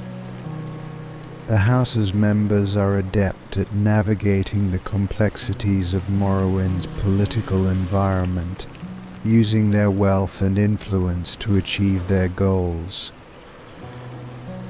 In the main quest of the Elder Scrolls Morrowind, House Hlaalu plays a significant role, particularly through its interactions with the player character. The protagonist, known as the Nerevarine, must navigate the political intricacies of Morrowind, and House Hlaalu's connections and influence are instrumental in achieving certain objectives. The House's support is crucial for the player character to gain access to vital resources and information needed to confront the looming threat posed by Dagoth-Ur and the Tribunal Temple's internal conflicts. House Redoran, known for its warrior traditions and honor-bound ethos, is located in the northern part of Morrowind, with its stronghold in the city of Uldidrune. This house is characterized by its martial prowess, adherence to ancient traditions and commitment to maintaining the security and integrity of Morrowind. House Redoran's members are revered for their dedication to combat and their role as protectors of the province. The House's military and honor-driven values are reflected in its approach to politics and governance. House Redoran emphasizes discipline, loyalty and the defense of Morrowind's interests, often placing a high value on martial skill and honor in its members. The house's leaders and members are known for their strong sense of duty and their readiness to defend their land and people against external threats. In the main quest, House Redoran's importance is highlighted through its involvement in the struggle against Dagoth and the Tribunal Temple. The player character's interactions with House Redoran are crucial for understanding the broader context of Morrowind's political and military landscape. The house's military strength and honor-bound values provide valuable support in the quest to defeat Dagoth and restore balance to the province. The player's alliance with House Redoran can influence the outcome of key battles and contribute to the overall success of the main quest. House Telvanni is renowned for its focus on magic, intellectual pursuits, and arcane mastery. Located in the eastern part of Morrowind, House Telvanni is centered around the city of Sadrith Mora and is known for its enigmatic and reclusive nature. The house's members are primarily mages, scholars, and wizards who prioritize the study of magic and the pursuit of knowledge. The house's distinctive characteristics are reflected in its governance and internal structure. House Telvanni is known for its hierarchical and often autocratic system, with its members adhering to strict hierarchies and practices. The house's leaders, known as the Telvanni Council, are powerful mages who wield significant influence and control over the house's affairs. In the main quest, House Telvanni's role is multifaceted. The house's mastery of magic and its involvement in the arcane arts play a crucial role in the player's quest to confront the threat of Dagoth. The player character's interactions with House Telvanni provide access to powerful magical resources and knowledge that are essential for addressing the challenges posed by the main antagonist. The house's unique magical expertise and its arcane knowledge contribute significantly to the player's success in the main quest. House Dres, located in the southern part of Morrowind, is known for its agricultural practices and its emphasis on trade and economic prosperity. The house's stronghold is situated in the city of Tyr, and its members are primarily focused on the cultivation of crops and the management of agricultural resources. House Dres is characterized by its pragmatic approach to governance and its emphasis on economic stability. Historically, House Dres has played a significant role in Morrowind's economy, particularly through its involvement in the production and trade of valuable resources. The house's agricultural practices and trade networks contribute to the province's economic stability and prosperity. House Dres's members are known for their skill in managing resources and maintaining the house's economic interests. In the main quest, House Dres's role is less directly involved but still significant. The player's interactions with House Dres can influence the broader political and economic context of Morrowind, affecting the overall outcome of the main quest. The house's economic stability and its role in resource management contribute to the player's ability to navigate the political landscape and achieve key objectives. The four houses of Morrowind, Hlaalu, Redoran, Telvanni, and Dres each play a unique and vital role in the main quest of the Elder Scrolls. Morrowind, their distinct characteristics, political influence, and historical significance contribute to the rich and complex narrative of the game. The player's interactions with these houses and their members provide valuable insights into the broader context of Morrowind's political and social landscape.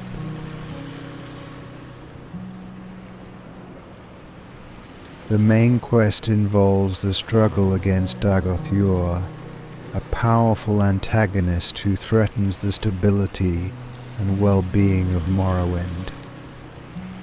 The player character's interactions with the great houses are crucial for gaining support, resources and information needed to confront this threat.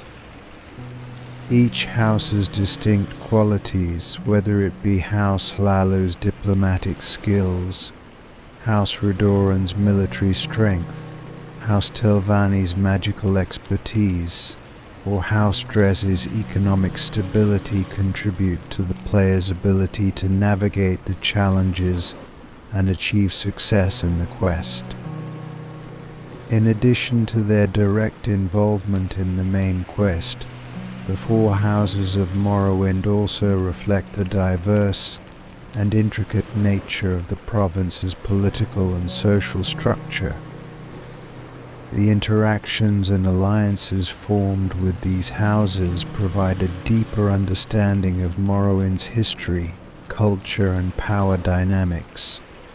The player's choices and alliances with these houses can influence the outcome of the main quest and shape the overall narrative of the game. In summary, the four houses of Morrowind, Hlaalu, Redoran, Telvanni, and Dres are integral to the lore and narrative of the Elder Scrolls Morrowind. Their historical significance, political influence, and unique characteristics play a crucial role in shaping the main quest and the broader context of the game. The player's interactions with these houses provide valuable insights into the complexities of Morrowind's political and social landscape, contributing to the rich and immersive experience of the game's main storyline. The Hidden City and its notorious crime families. Nestled in the southeastern corner of Skyrim, Riften stands as a city of intrigue and duality, a place where prosperity and corruption intertwine in a complex tapestry. Known for its picturesque canals and bustling marketplace, Riften harbors a darker side beneath its charming veneer. The city's hidden criminal underbelly, dominated by notorious crime families, plays a pivotal role in its history and daily life. This narrative delves into the story of Riften, exploring its hidden depths and the influential crime families that shape its shadowy world. Riften's origins are steeped in mystery, with historical records often painting it as a city founded on trade and commerce. Its strategic location along the shores of Lake Onric made it a vital trading hub, attracting merchants and travelers from across Tamriel. The city's rapid growth and prosperity, however, did not come without challenges.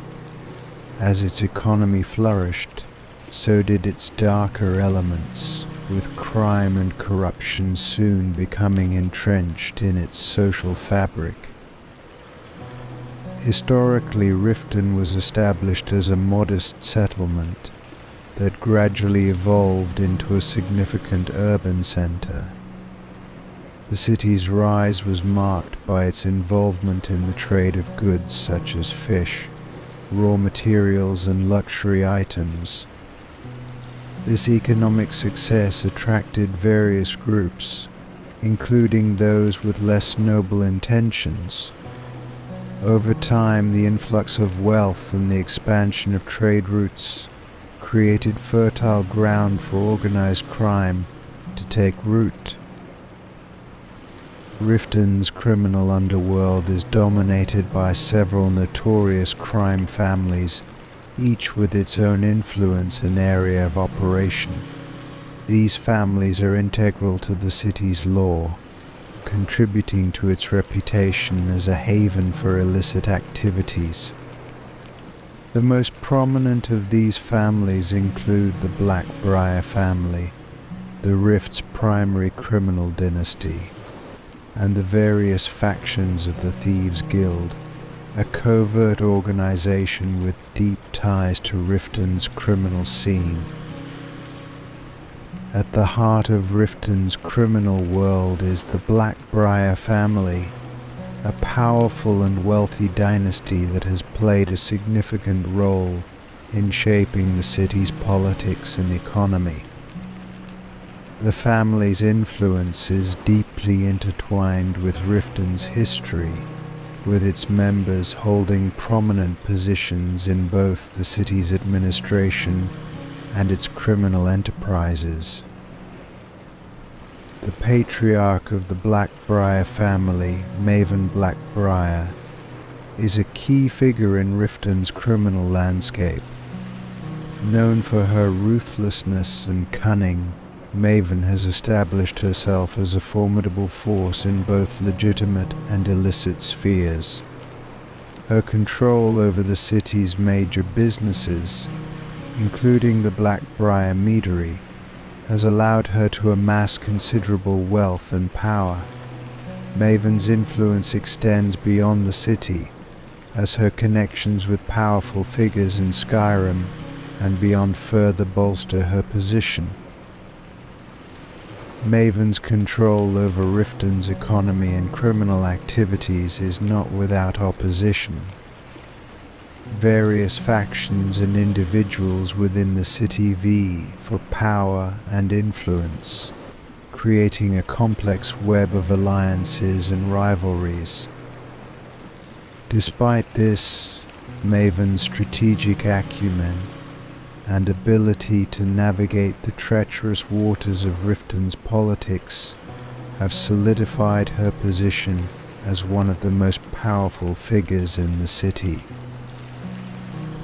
The Thieves' Guild, a clandestine organization with a reputation for skillful burglary and covert operations, also holds a significant presence in Riften. The Guild's roots in the city run deep, and its members are integral to the city's criminal activities.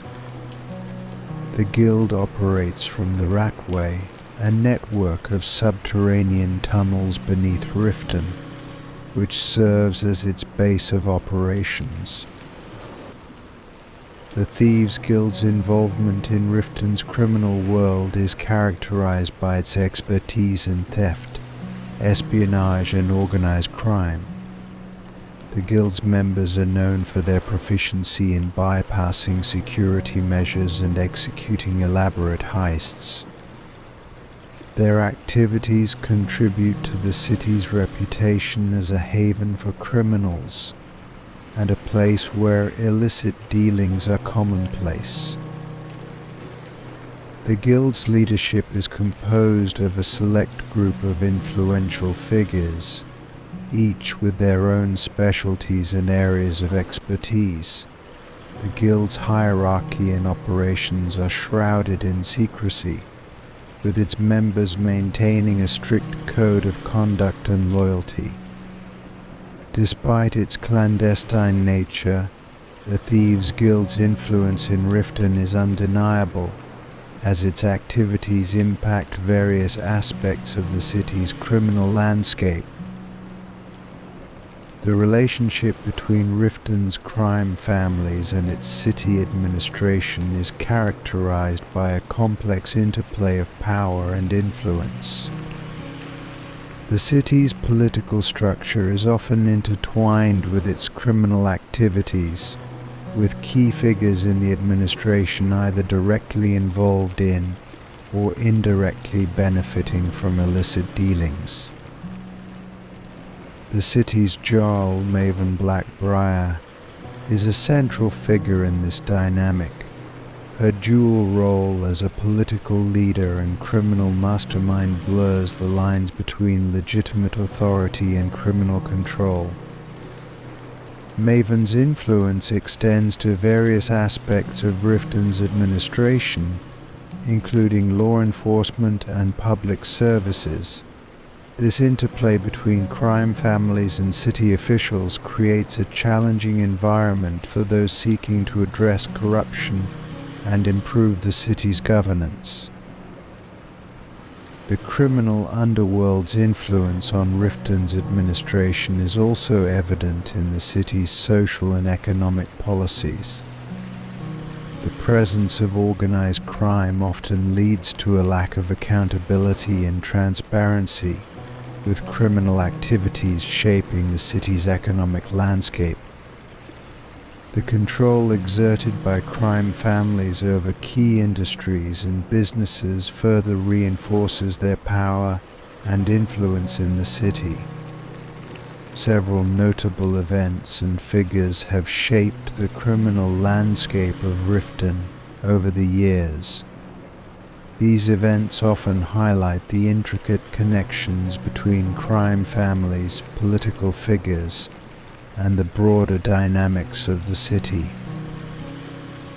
One significant event in Riften's history is the conflict between the Thieves' Guild and the Blackbriar family. This rivalry, marked by power struggles and territorial disputes, has had a profound impact on the city's criminal underworld. The conflict has led to a series of dramatic confrontations and shifting alliances, reflecting the volatile nature of Riften's criminal scene. Another notable figure in Riften's criminal lore is Brynjolf, a prominent member of the Thieves' Guild. Brynjolf's involvement in the Guild's activities and his role in the city's criminal operations have made him a key player in the unfolding drama of Riften. His interactions with the player character and other figures in the city provide valuable insights into the dynamics of the Thieves' Guild and its influence on Riften's criminal world. The presence of organized crime and influential crime families has had a profound impact on Riften's society and economy. The city's reputation as a haven for illicit activities has shaped its public image and influenced the experiences of its residents. The economic impact of crime families is evident in the control they exert over key industries and businesses. The Blackbriar family's dominance over the meat industry, for example, has allowed them to amass significant wealth and maintain their influence. Similarly, the Thieves' Guild's activities impact various aspects of Riften's economy, from theft and burglary to extortion and smuggling. The social impact of organized crime is also significant, with the presence of crime families contributing to a sense of insecurity and instability. The city's residents often find themselves caught in the crossfire of criminal rivalries and power struggles, leading to a pervasive atmosphere of fear and distrust. The influence of crime families on Riften's social fabric shapes the daily lives of its inhabitants and contributes to the city's complex and multifaceted character. In the Elder Scrolls v Skyrim, the player character's interactions with Riften and its crime families play a central role in the unfolding narrative. The player's involvement in the city's politics and criminal activities provides a unique perspective on the dynamics of Riften and its hidden world. The player character's interactions with the Blackbriar family and the Thieves' Guild offer opportunities to explore the intricacies of Riften's criminal landscape. These interactions often involve navigating the city's power struggles, forging alliances, and making critical decisions that impact the course of the narrative. The player character's role in Riften's main questline involves confronting the challenges posed by the criminal underworld and addressing the broader issues of corruption and instability. Through their actions and choices, the player character can influence the outcome of key events and shape the future of Riften. Riften's story is one of duality, where prosperity and corruption coexist in a complex and ever-shifting dynamic. The city's notorious crime families, including the Blackbriar family and the Thieves' Guild, play a crucial role in shaping its history and daily life. Their influence extends to the political, economic, and social fabric of the city, creating a rich and intricate narrative that is central to the lore of the Elder Scrolls v Skyrim. The impact of these crime families on Riften's society and economy highlights the profound and far-reaching effects of organized crime. The interplay between crime families, city administration, and the broader dynamics of Riften reflects the complex and multifaceted nature of the city's hidden world. Through the player character's interactions and choices, the story of Riften and its criminal underbelly unfolds, offering a compelling and immersive exploration of the city's shadowy depths. The secrets of the Twilight Sepulchre and the role it plays in Nocturnal's domain. The Twilight Sepulchre, a location shrouded in mystery and intrigue, is a significant site within the expansive lore of Tamriel, particularly in the realm of the Elder Scrolls series. As the sacred sanctuary of Nocturnal, the Daedric Prince of Darkness, Night and Luck, the Twilight Sepulchre stands as a testament to the enigmatic and often foreboding nature of her influence. Its role extends far beyond mere physical presence, intertwining with the very fabric of Nocturnal's dominion and the fate of those who revere or oppose her.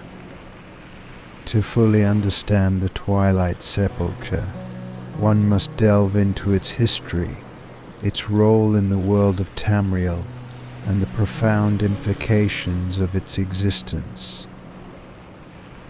The Twilight Sepulchre's history is steeped in legend and myth, with its origins tracing back to the early ages of Tamriel. As a site devoted to Nocturnal, it is intrinsically linked to the Daedric Prince's domain, representing both her power and her inscrutable nature. The sepulchre is located within the realms of the Nightingales, a secretive faction dedicated to Nocturnal, who venerate her as the ultimate patron of stealth and shadows. This hidden sanctuary is not just a place of worship but a central hub for the Nightingale's activities, embodying the mystical and shadowy essence of Nocturnal's influence. The physical structure of the Twilight Sepulchre is as mysterious as its purpose. Hidden within the folds of the Shadowfen, an area of the province of Cyrodiil, it is a place that defies conventional understanding. The sepulchre is enveloped in an eternal twilight, a state of perpetual dusk that mirrors Nocturnal's dominion over the night. Its design is both intricate and imposing, with a series of labyrinthine passages and cryptic symbols that serve to protect its sacred inner sanctum. The architecture reflects the Daedric prince's affinity for secrecy and obscurity, with every corner of the sepulchre contributing to an atmosphere of otherworldly mystery. In the lore of the Elder Scrolls, Nocturnal's influence is both profound and ambiguous. As a Daedric prince, she wields power over the night and the unseen, and her followers often find themselves operating in the shadows. The Twilight Sepulchre serves as a focal point for her influence, with its existence symbolizing her dominion over the dark and the hidden. Within the sepulchre, Nocturnal's presence is felt in every crevice, every whisper of the wind, and every shadow that flits across the walls. This ethereal connection underscores her role as a deity of secrecy and shadow, influencing the world in ways that are often unseen but deeply felt. One of the most significant aspects of the Twilight Sepulchre is its role in the Nightingale Order, a clandestine group of assassins and thieves who revere Nocturnal. The Nightingales serve as her agents, operating under her divine guidance to fulfill tasks that align with her interests and objectives. The sepulchre itself acts as a sacred site where the nightingales conduct their rites and ceremonies, drawing upon the power of the Daedric prince to enhance their own abilities and ensure their success in their shadowy endeavors. The bond between the nightingales and the sepulchre is a reflection of the deep and abiding connection between Nocturnal and her most devoted followers. In terms of gameplay within the Elder Scrolls series, the Twilight Sepulchre is prominently featured in the Elder Scrolls V Skyrim, particularly in the questline involving the Thieves' Guild.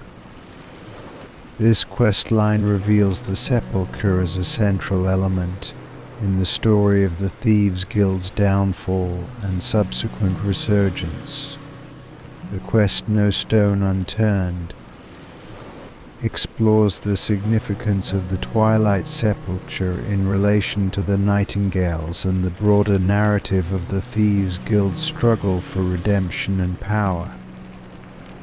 Through this quest, players gain insight into the sepulchre's mystical properties and its role in the larger narrative of Tamriel's political and social dynamics. The Twilight Sepulchre is also noteworthy for its role in the broader cosmology of the Elder Scrolls universe. As a site dedicated to Nocturnal, it represents her dominion over the unseen and the unknown, embodying her power and influence in the mortal realm. The sepulchre is a physical manifestation of her abstract concepts, serving as a tangible link between the mortal world and the Daedric realms.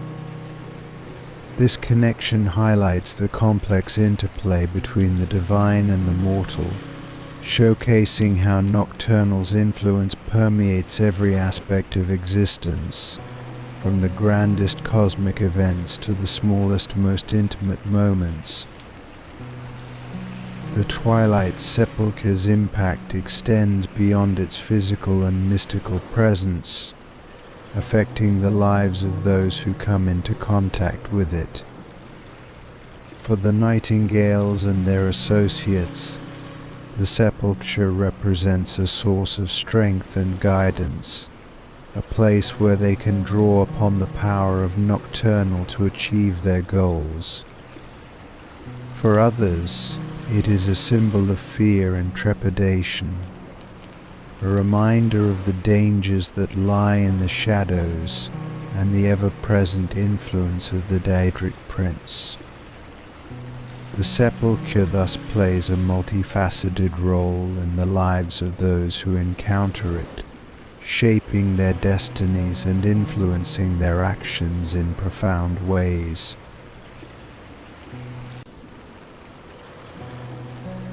The Twilight Sepulchre also serves as a focal point for the broader themes of darkness and light, secrecy and revelation that are prevalent throughout the Elder Scrolls series. It embodies the tension between the known and the unknown, the seen and the unseen, reflecting the duality that is central to Nocturnal's nature.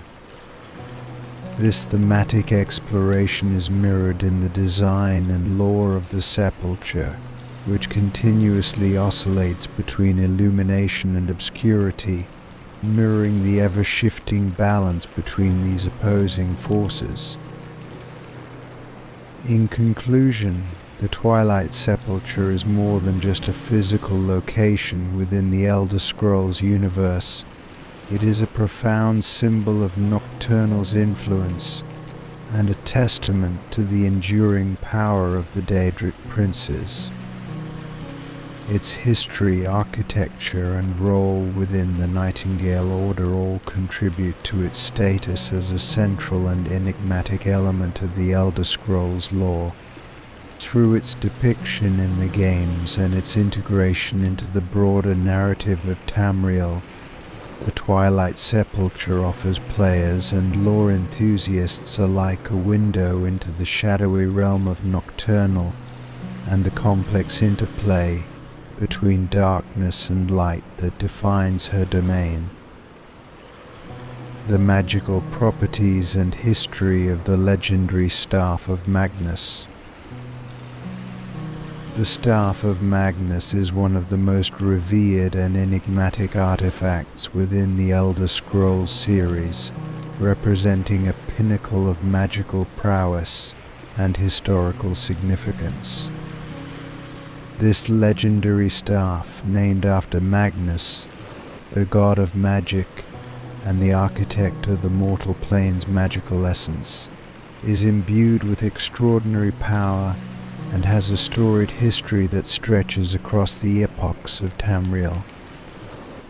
Understanding the Staff of Magnus requires delving into its magical properties, historical background, and the impact it has had on the world. The magical properties of the Staff of Magnus are both profound and multifaceted, reflecting its status as a potent artifact. At its core, the staff is renowned for its ability to absorb and control magical energy, a property that aligns with its divine connection to Magnus. This power is most prominently displayed through the staff's ability to drain magicka from individuals and objects, rendering them powerless, while simultaneously replenishing the wielder's own magical reserves. This function makes the staff an invaluable tool for wizards and sorcerers, enabling them to neutralize magical threats and sustain their own spells in the heat of battle. In addition to its capacity to absorb magicka, the Staff of Magnus is also capable of unleashing devastating magical attacks. When wielded, it can channel destructive energy waves that can obliterate enemies and disrupt magical barriers. This offensive capability further enhances the staff's status as a formidable weapon in the arsenal of any mage or adventurer. The staff's ability to manipulate and project raw magical force underscores its status as a legendary artifact, capable of influencing the very fabric of reality itself. The history of the Staff of Magnus is as intricate as its magical properties, with its origins tracing back to ancient times. According to the lore, the staff was created by Magnus, one of the Edric gods, who is credited with shaping the mortal realm and imbuing it with magical energy. As the architect of magic, Magnus forged the staff as a conduit for his divine power, a means of controlling and manipulating the very essence of magic that pervades Tamriel. Throughout the ages, the staff of Magnus has been a focal point in various historical events and conflicts. One of the most significant periods in its history occurred during the time of the Second Era, when the staff played a pivotal role in the events surrounding the College of Winterhold. During this era, the staff was instrumental in the conflict between the College and the forces of the ancient Dragonborn, who sought to harness its power for their own ends. The staff's involvement in these events further cemented its reputation as a powerful and coveted artifact. The staff's association with the College of Winterhold is particularly noteworthy. The College, a renowned institution of magical learning, has long been linked to the staff of Magnus. According to the lore, the staff was once a prized possession of the college, held within its esteemed halls as a symbol of its mastery over the arcane. The staff's presence within the college's archives and its use by prominent mages underscore its significance within the magical community of Tamriel. In the Fourth Era, the staff of Magnus resurfaced in the storyline of the Elder Scrolls v Skyrim, where it played a central role in the questline involving the College of Winterhold. The staff became a key element in the conflict against the powerful magical entity known as Ancano, who sought to use the staff to harness the power of the Eye of Magnus, an ancient artifact of immense power. The questline reveals the staff's true potential and its ability to influence the balance of magical forces within Tamriel. The questline involving the Staff of Magnus is marked by its exploration of the staff's history and its impact on the world. As players embark on this quest, they uncover the staff's origins, its connection to Magnus, and its significance within the magical lore of Tamriel. The staff's role in the conflict against Ancano serves as a reminder of its enduring power and its ability to shape the course of history. The Staff of Magnus also holds significance in the broader context of Tamriel's magical history. Its creation by Magnus, the god of magic, places it at the nexus of divine and mortal influences, embodying the interplay between the divine realms and the world of mortals. The staff's ability to channel and manipulate magical energy reflects the fundamental principles of magic that underpin the Elder Scrolls universe. Throughout its history, the Staff of Magnus has been sought after by various factions and individuals, each seeking to harness its power for their own purposes. Its allure as a legendary artifact has made it a subject of intense interest and intrigue, leading to numerous conflicts and power struggles. The staff's reputation as a source of immense magical power has only added to its mystique, making it a coveted prize for those who seek to control the forces of magic. The staff's role in the lore of Tamriel is also intertwined with the broader themes of power and control. As a conduit for divine magic, The Staff of Magnus represents the potential for both creation and destruction, embodying the duality of magical power. Its ability to absorb and manipulate magical energy highlights the delicate balance between control and chaos that defines the use of magic in the Elder Scrolls universe. In summary, the Staff of Magnus stands as one of the most legendary and influential artifacts in the Elder Scrolls series. Its magical properties, including its ability to absorb and channel magical energy, make it a powerful tool for those who wield it. Its history, from its creation by Magnus to its involvement in key events and conflicts, underscores its significance within the lore of Tamriel. The staff's role in the magical world reflects its status as a symbol of both divine power and mortal ambition, making it a central and enduring element of the Elder Scrolls narrative. The forgotten lore of the ancient Nordic heroes and their legacy in Skyrim's legends. The ancient Nordic heroes of Tamriel, particularly those hailing from Skyrim, occupy a revered place in the annals of Elder Scrolls lore. Their tales of valor, magic, and sacrifice have shaped the cultural and historical landscape of Skyrim, weaving a rich tapestry of legend and myth that continues to captivate the imagination of its inhabitants.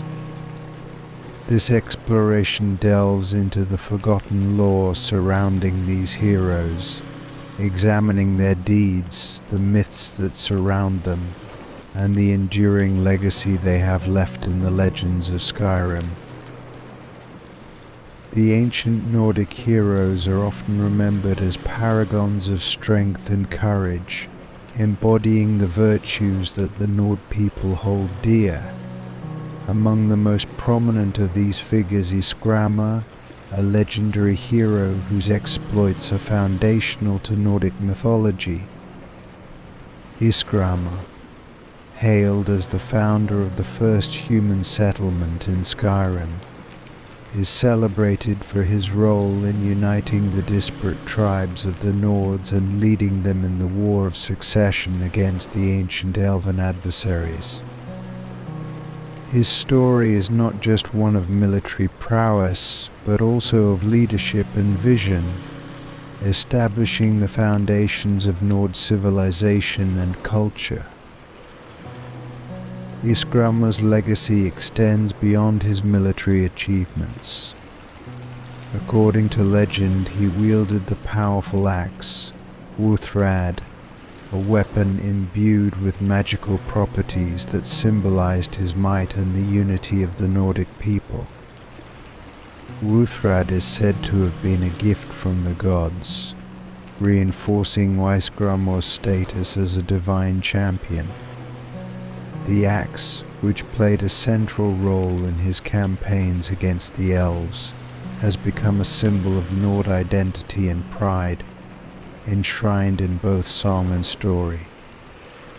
The tales of Skrammer and Wuthrad are celebrated in the ancient Nordic texts, known as the Skrammer's Compendium, which recount the hero's deeds and the mythical qualities of his weapon. Another key figure in the pantheon of ancient Nordic heroes is High King Borgus. Borgus is remembered for his role in the so-called Dragon War, a cataclysmic conflict between the Nords and the dragons that raged across Skyrim.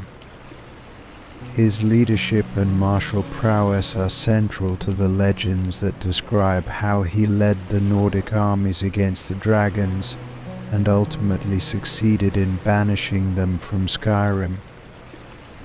The stories of Borgus are filled with dramatic battles and heroic feats, and his name is often invoked in times of crisis as a symbol of enduring strength and resilience. The Dragon War, in which Borgus played a pivotal role, is one of the most significant events in Nordic history. According to legend, the dragons were once worshipped as gods, but their tyranny led to a rebellion led by Borgus and his compatriots. This war marked a turning point in Nordic history, leading to the eventual downfall of the dragon overlords and the establishment of Nord supremacy in Skyrim. The remnants of this conflict are still visible in the ruins and ancient dragon lairs scattered across the region, serving as a testament to the heroism of figures like Borgus. The legacy of these ancient heroes is not confined to historical texts and legends. The Nord people have preserved their stories through various means, including the oral traditions and the grand monuments dedicated to their deeds. One notable example is the Hall of the Vigilant, a grand edifice that serves as a shrine to the heroism of Ysgramma and other legendary figures. This hall, adorned with statues and inscriptions detailing the exploits of the heroes, stands as a testament to their enduring influence on Nordic culture and identity. The ancient Nord heroes are also celebrated in the art and literature of Skyrim. Epic poems and songs recount their deeds, immortalizing their bravery and virtues for future generations. These stories often serve as moral lessons, reinforcing the values of honor, courage, and loyalty that are central to Nordic culture. The bards and skalds of Skyrim play a crucial role in keeping these legends alive, ensuring that the memory of the ancient heroes endures through their performances and recitations. In addition to the heroic figures of Ysgramma and Borgus, there are other notable characters in Nordic legend who have left their mark on Skyrim's history. One such figure is Jormungand, a mythical giant who is said to have once roamed the mountains and plains of Skyrim. Jormungand's story is interwoven with the folklore of the Nord people, depicting him as both a fearsome adversary and a protector of the land. His legend serves as a reminder of the ancient and primordial forces that have shaped the world of Tamriel. The ancient Nord heroes are also associated with various magical artifacts and relics that continue to influence the world of Skyrim. These artifacts, such as the aforementioned Wuthrad and the legendary shield Spellbreaker, are imbued with magical properties that reflect the heroism and divine favor of their original owners. These relics are often sought after by adventurers and scholars, not only for their historical significance but also for their practical utility in combating the threats that loom over Skyrim. The influence of these heroes extends into the present day, with their legacy manifesting in the various institutions and organizations that continue to honor their memory. The Companions, a renowned group of mercenaries and warriors based in Whiterun, trace their origins back to the legendary heroes of old. They uphold the traditions and values of their forebears, embodying the martial prowess and honor that defined the ancient Nordic heroes. Their continued presence in Skyrim serves as a living link to the past, bridging the gap between ancient legend and contemporary reality. The ancient Nordic heroes also play a role in the ongoing conflict and strife that characterizes Skyrim's history. Their stories serve as a source of inspiration and guidance for those who seek to emulate their deeds and uphold their values. In times of war and upheaval, the legends of Weisgrammer Borgus and their peers are invoked as a rallying cry, motivating the people of Skyrim to face their challenges with the same courage and determination as their legendary forebears. Despite their enduring legacy, the ancient Nordic heroes are not without their mysteries and controversies. The passage of time has obscured certain aspects of their lives and deeds, leading to differing interpretations and conflicting accounts.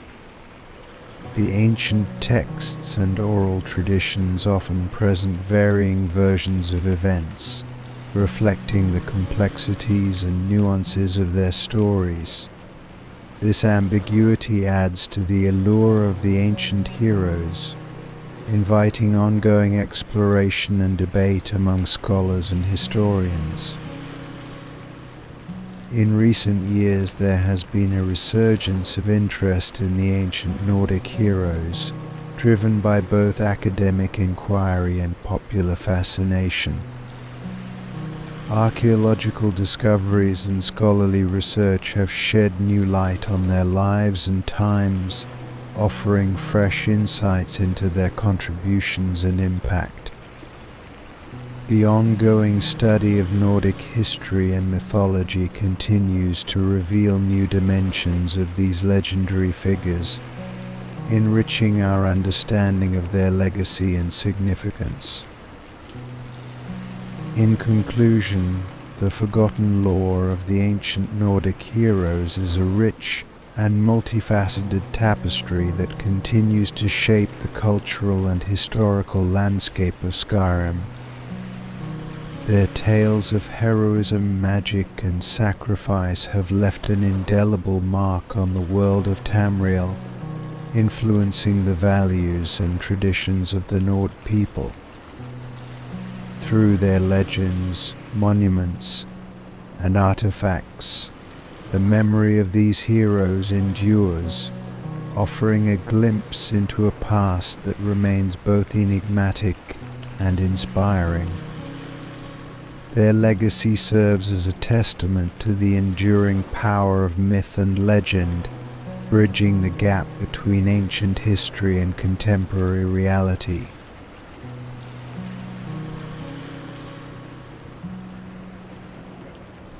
The significance of the dragon priests and their influence on Skyrim's history. The dragon priests, a group of powerful and enigmatic figures in Skyrim's lore, represent a significant and complex element of Tamriel's history. Their legacy is intricately woven into the fabric of Skyrim's past, reflecting their profound influence on the region's cultural, political, and mystical landscape. This exploration delves into the origins of the dragon priests, their roles and powers, their impact on Skyrim's history, and their enduring legacy in the world of Tamriel. The dragon priests were once the revered servants of the dragons, a dominant force in Skyrim during the ancient era. Their origins can be traced back to the time of the Dragon War, a cataclysmic conflict between the dragons and the early Nords. The dragons, who were worshipped as gods by the ancient Nords, commanded the dragon priests as their intermediaries, granting them substantial powers and divine favor. This period marked the height of the dragon priests' influence, as they wielded considerable authority both in religious and temporal matters. The dragon priests were imbued with significant magical abilities by their draconic overlords. Their powers were derived from the dragons themselves, allowing them to perform feats of sorcery that were far beyond the capabilities of ordinary mortals. This magic was often associated with the manipulation of the elements and the summoning of powerful creatures, reflecting the dragon's own elemental affinities. The dragon priest's ability to channel this divine magic made them formidable figures in both battle and ritual, reinforcing their status as key agents of the dragons. In terms of their societal roles, the dragon priests served as the chief religious and political advisors to the dragons. They were responsible for conducting rituals, maintaining the dragons' temples, and ensuring that the will of the dragons was enforced among the people. Their influence extended to the governance of the dragon-worshipping societies, where they acted as both spiritual leaders and political rulers. This dual role cemented their power and ensured their place as central figures in the ancient Nordic civilization. One of the most notable aspects of the dragon priests is their connection to the dragon cult, an organization that venerated the dragons as divine beings. This cult was a central institution in ancient Nordic society, shaping the religious and cultural practices of the time. The dragon priests were the custodians of this cult, overseeing its rituals and maintaining its traditions. Their role in the dragon cult highlights their importance not only as religious figures, but also as bearers of a cultural heritage that was deeply intertwined with dragon worship. The Dragon War, which eventually led to the downfall of the dragons and the dragon priests, was a turning point in Skyrim's history. As the Nords rebelled against their dragon overlords, the dragon priests found themselves at the forefront of the conflict. Despite their formidable powers, they were unable to withstand the combined might of the Nord warriors and their newfound dragon-slaying abilities. The defeat of the dragons and their priests marked the end of an era and the beginning of a new chapter in Skyrim's history. Following their defeat, many dragon priests were entombed in ancient Nordic ruins, where they lay dormant for centuries. These tombs, often located in remote and treacherous locations, were designed to protect the dragon priests' remains and preserve their magical artifacts. The dragon priests' burial sites became the focus of various archaeological and historical investigations, revealing much about their lives and the magic they wielded.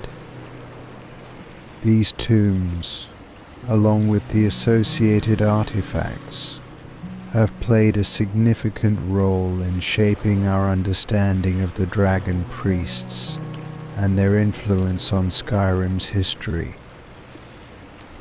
The magical artifacts associated with the dragon priests are of particular interest.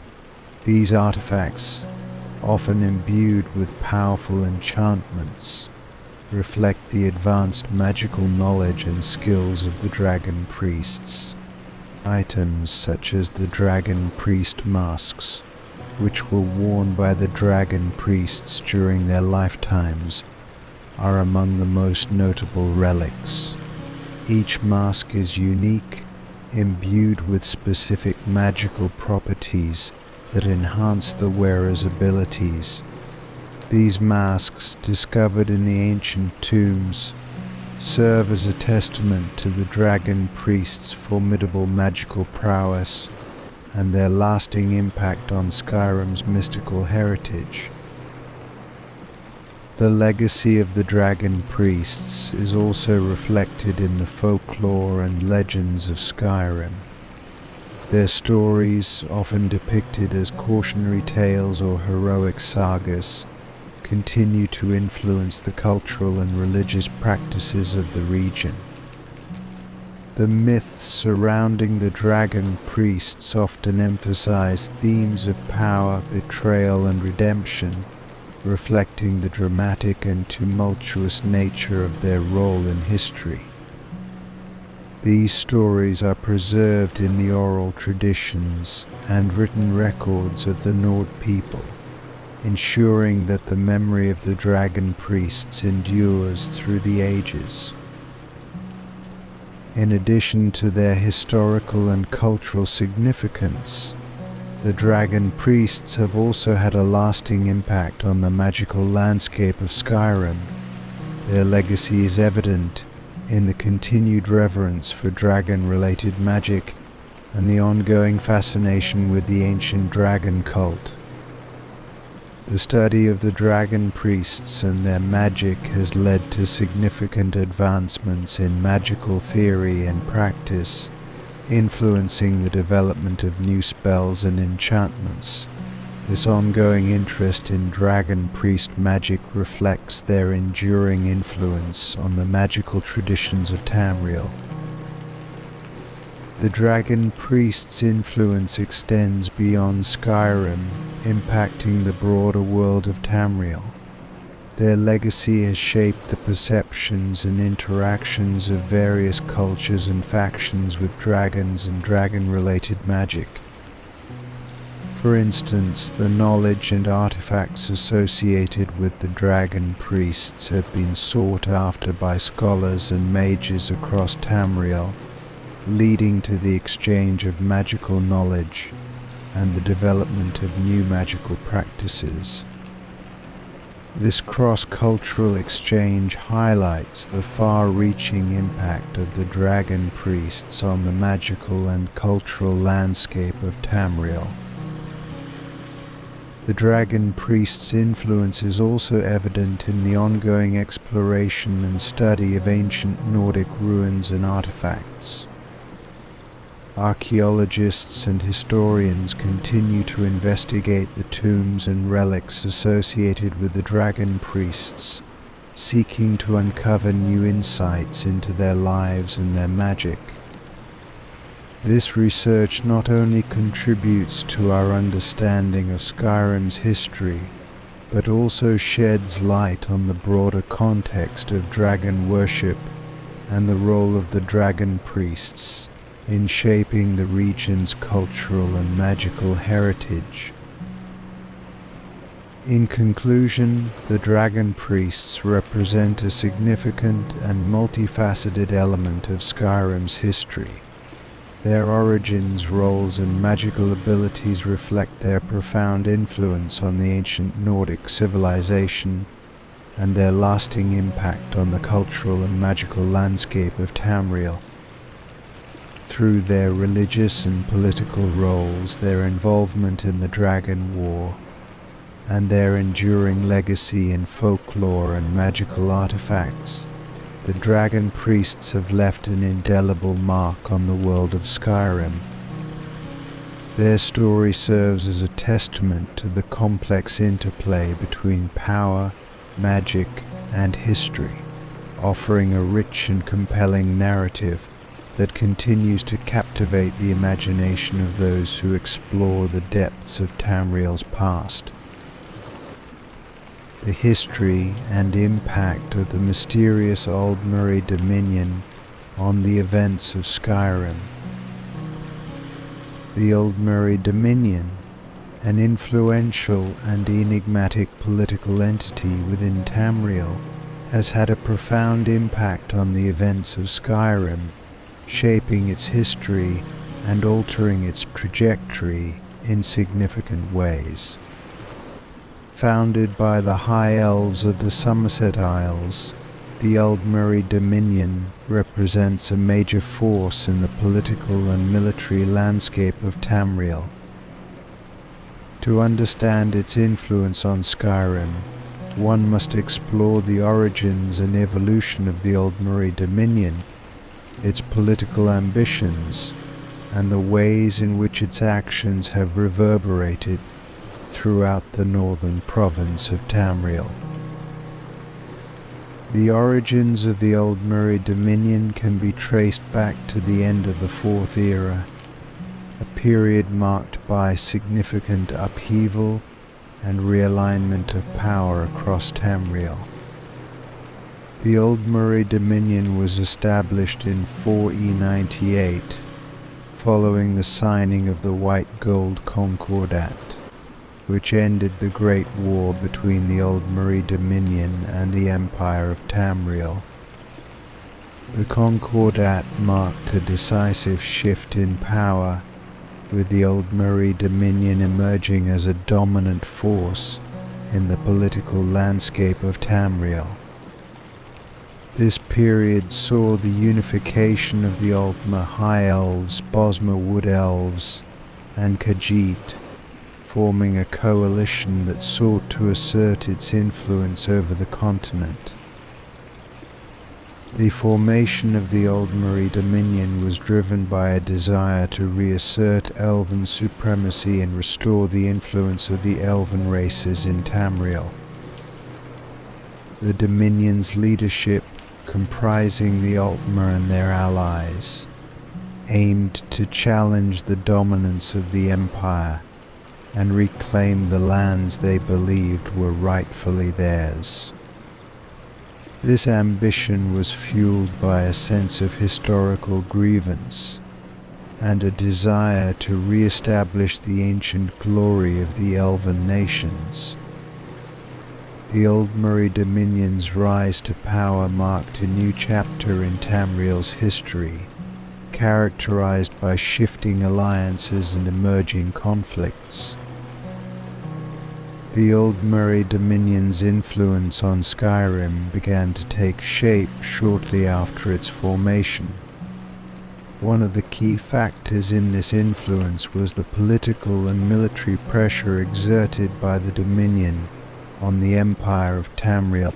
Following the White Gold Concordat, the Empire was left weakened and vulnerable, providing an opportunity for the Old Murray Dominion to extend its reach into previously Imperial-controlled territories. This geopolitical maneuvering set the stage for the Dominion's involvement in Skyrim, as it sought to capitalize on the Empire's weakened position. The impact of the Old Murray Dominion on Skyrim became more pronounced with the eruption of the Civil War, a conflict that divided the province between the Imperial Legion and the Stormcloaks. The Civil War, which began in 4E201, was driven by a variety of factors, including political, cultural, and economic tensions. The Old Murray Dominion's role in this conflict was indirect but significant. The Dominion's influence on the Empire's policies and its strategic interests in Skyrim played a role in shaping the dynamics of the war.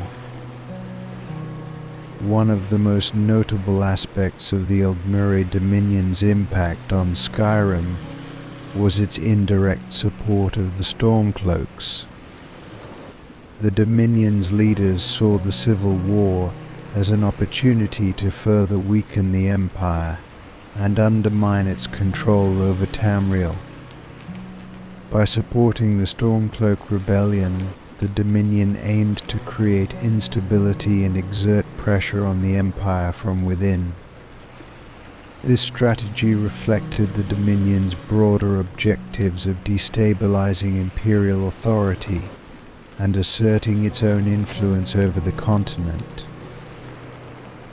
The Dominion's indirect support of the Stormcloaks was not without consequences. The Civil War in Skyrim resulted in significant political and social upheaval, with the province becoming a battleground for competing factions. The Stormcloaks, led by Ulfric Stormcloak, sought to secede from the empire and establish an independent Nord nation. This secessionist movement was driven by a desire for greater autonomy and a reaction against the perceived oppression of imperial rule. The Dominion's involvement in this conflict exacerbated the tensions and contributed to the overall instability of the region. The Aldmeri Dominion's influence on Skyrim also extended to the cultural and religious aspects of the province. The Dominion's policies and actions had a profound impact on the religious practices of the Nords, particularly with regard to the worship of Talos. The White Gold Concordat, which was a key factor in the formation of the Aldmeri Dominion, included provisions that restricted the worship of Talos, a central figure in Nordic religion. This restriction was deeply resented by many Nords and became a major point of contention in the Civil War. The restriction on Talos worship was a source of significant conflict between the Empire and the Nord people. The Aldmeri Dominion's insistence on enforcing this restriction was seen as an infringement on the Nords' religious freedoms and cultural identity. This tension contributed to the growing animosity between the Dominion and the Nord population, fueling resentment and opposition. The impact of the Dominion's policies on religious practices highlighted the broader cultural clash between the Elven and Nordic traditions. The Aldmeri Dominion's involvement in Skyrim was further complicated by its interactions with the Thalmor, the political faction that played a key role in shaping Dominion policies. The Thalmor, an influential group within the Aldmeri Dominion, were known for their extremist views and their efforts to enforce Elven superiority. Their actions and policies were often seen as oppressive and authoritarian, further straining relations between the Dominion and the Nord people. The Thalmor's influence on the Dominion's policies and their role in the enforcement of the Talos worship ban were sources of significant conflict and resentment. The impact of the Aldmeri Dominion on Skyrim is also evident in the province's political landscape following the end of the Civil War. The outcome of the conflict, with the Empire ultimately retaining control over Skyrim, did not completely resolve the tensions between the Dominion and the province. The Dominion's influence continued to be felt in the post-war period as the Empire struggled to rebuild and address the grievances of the Nord people.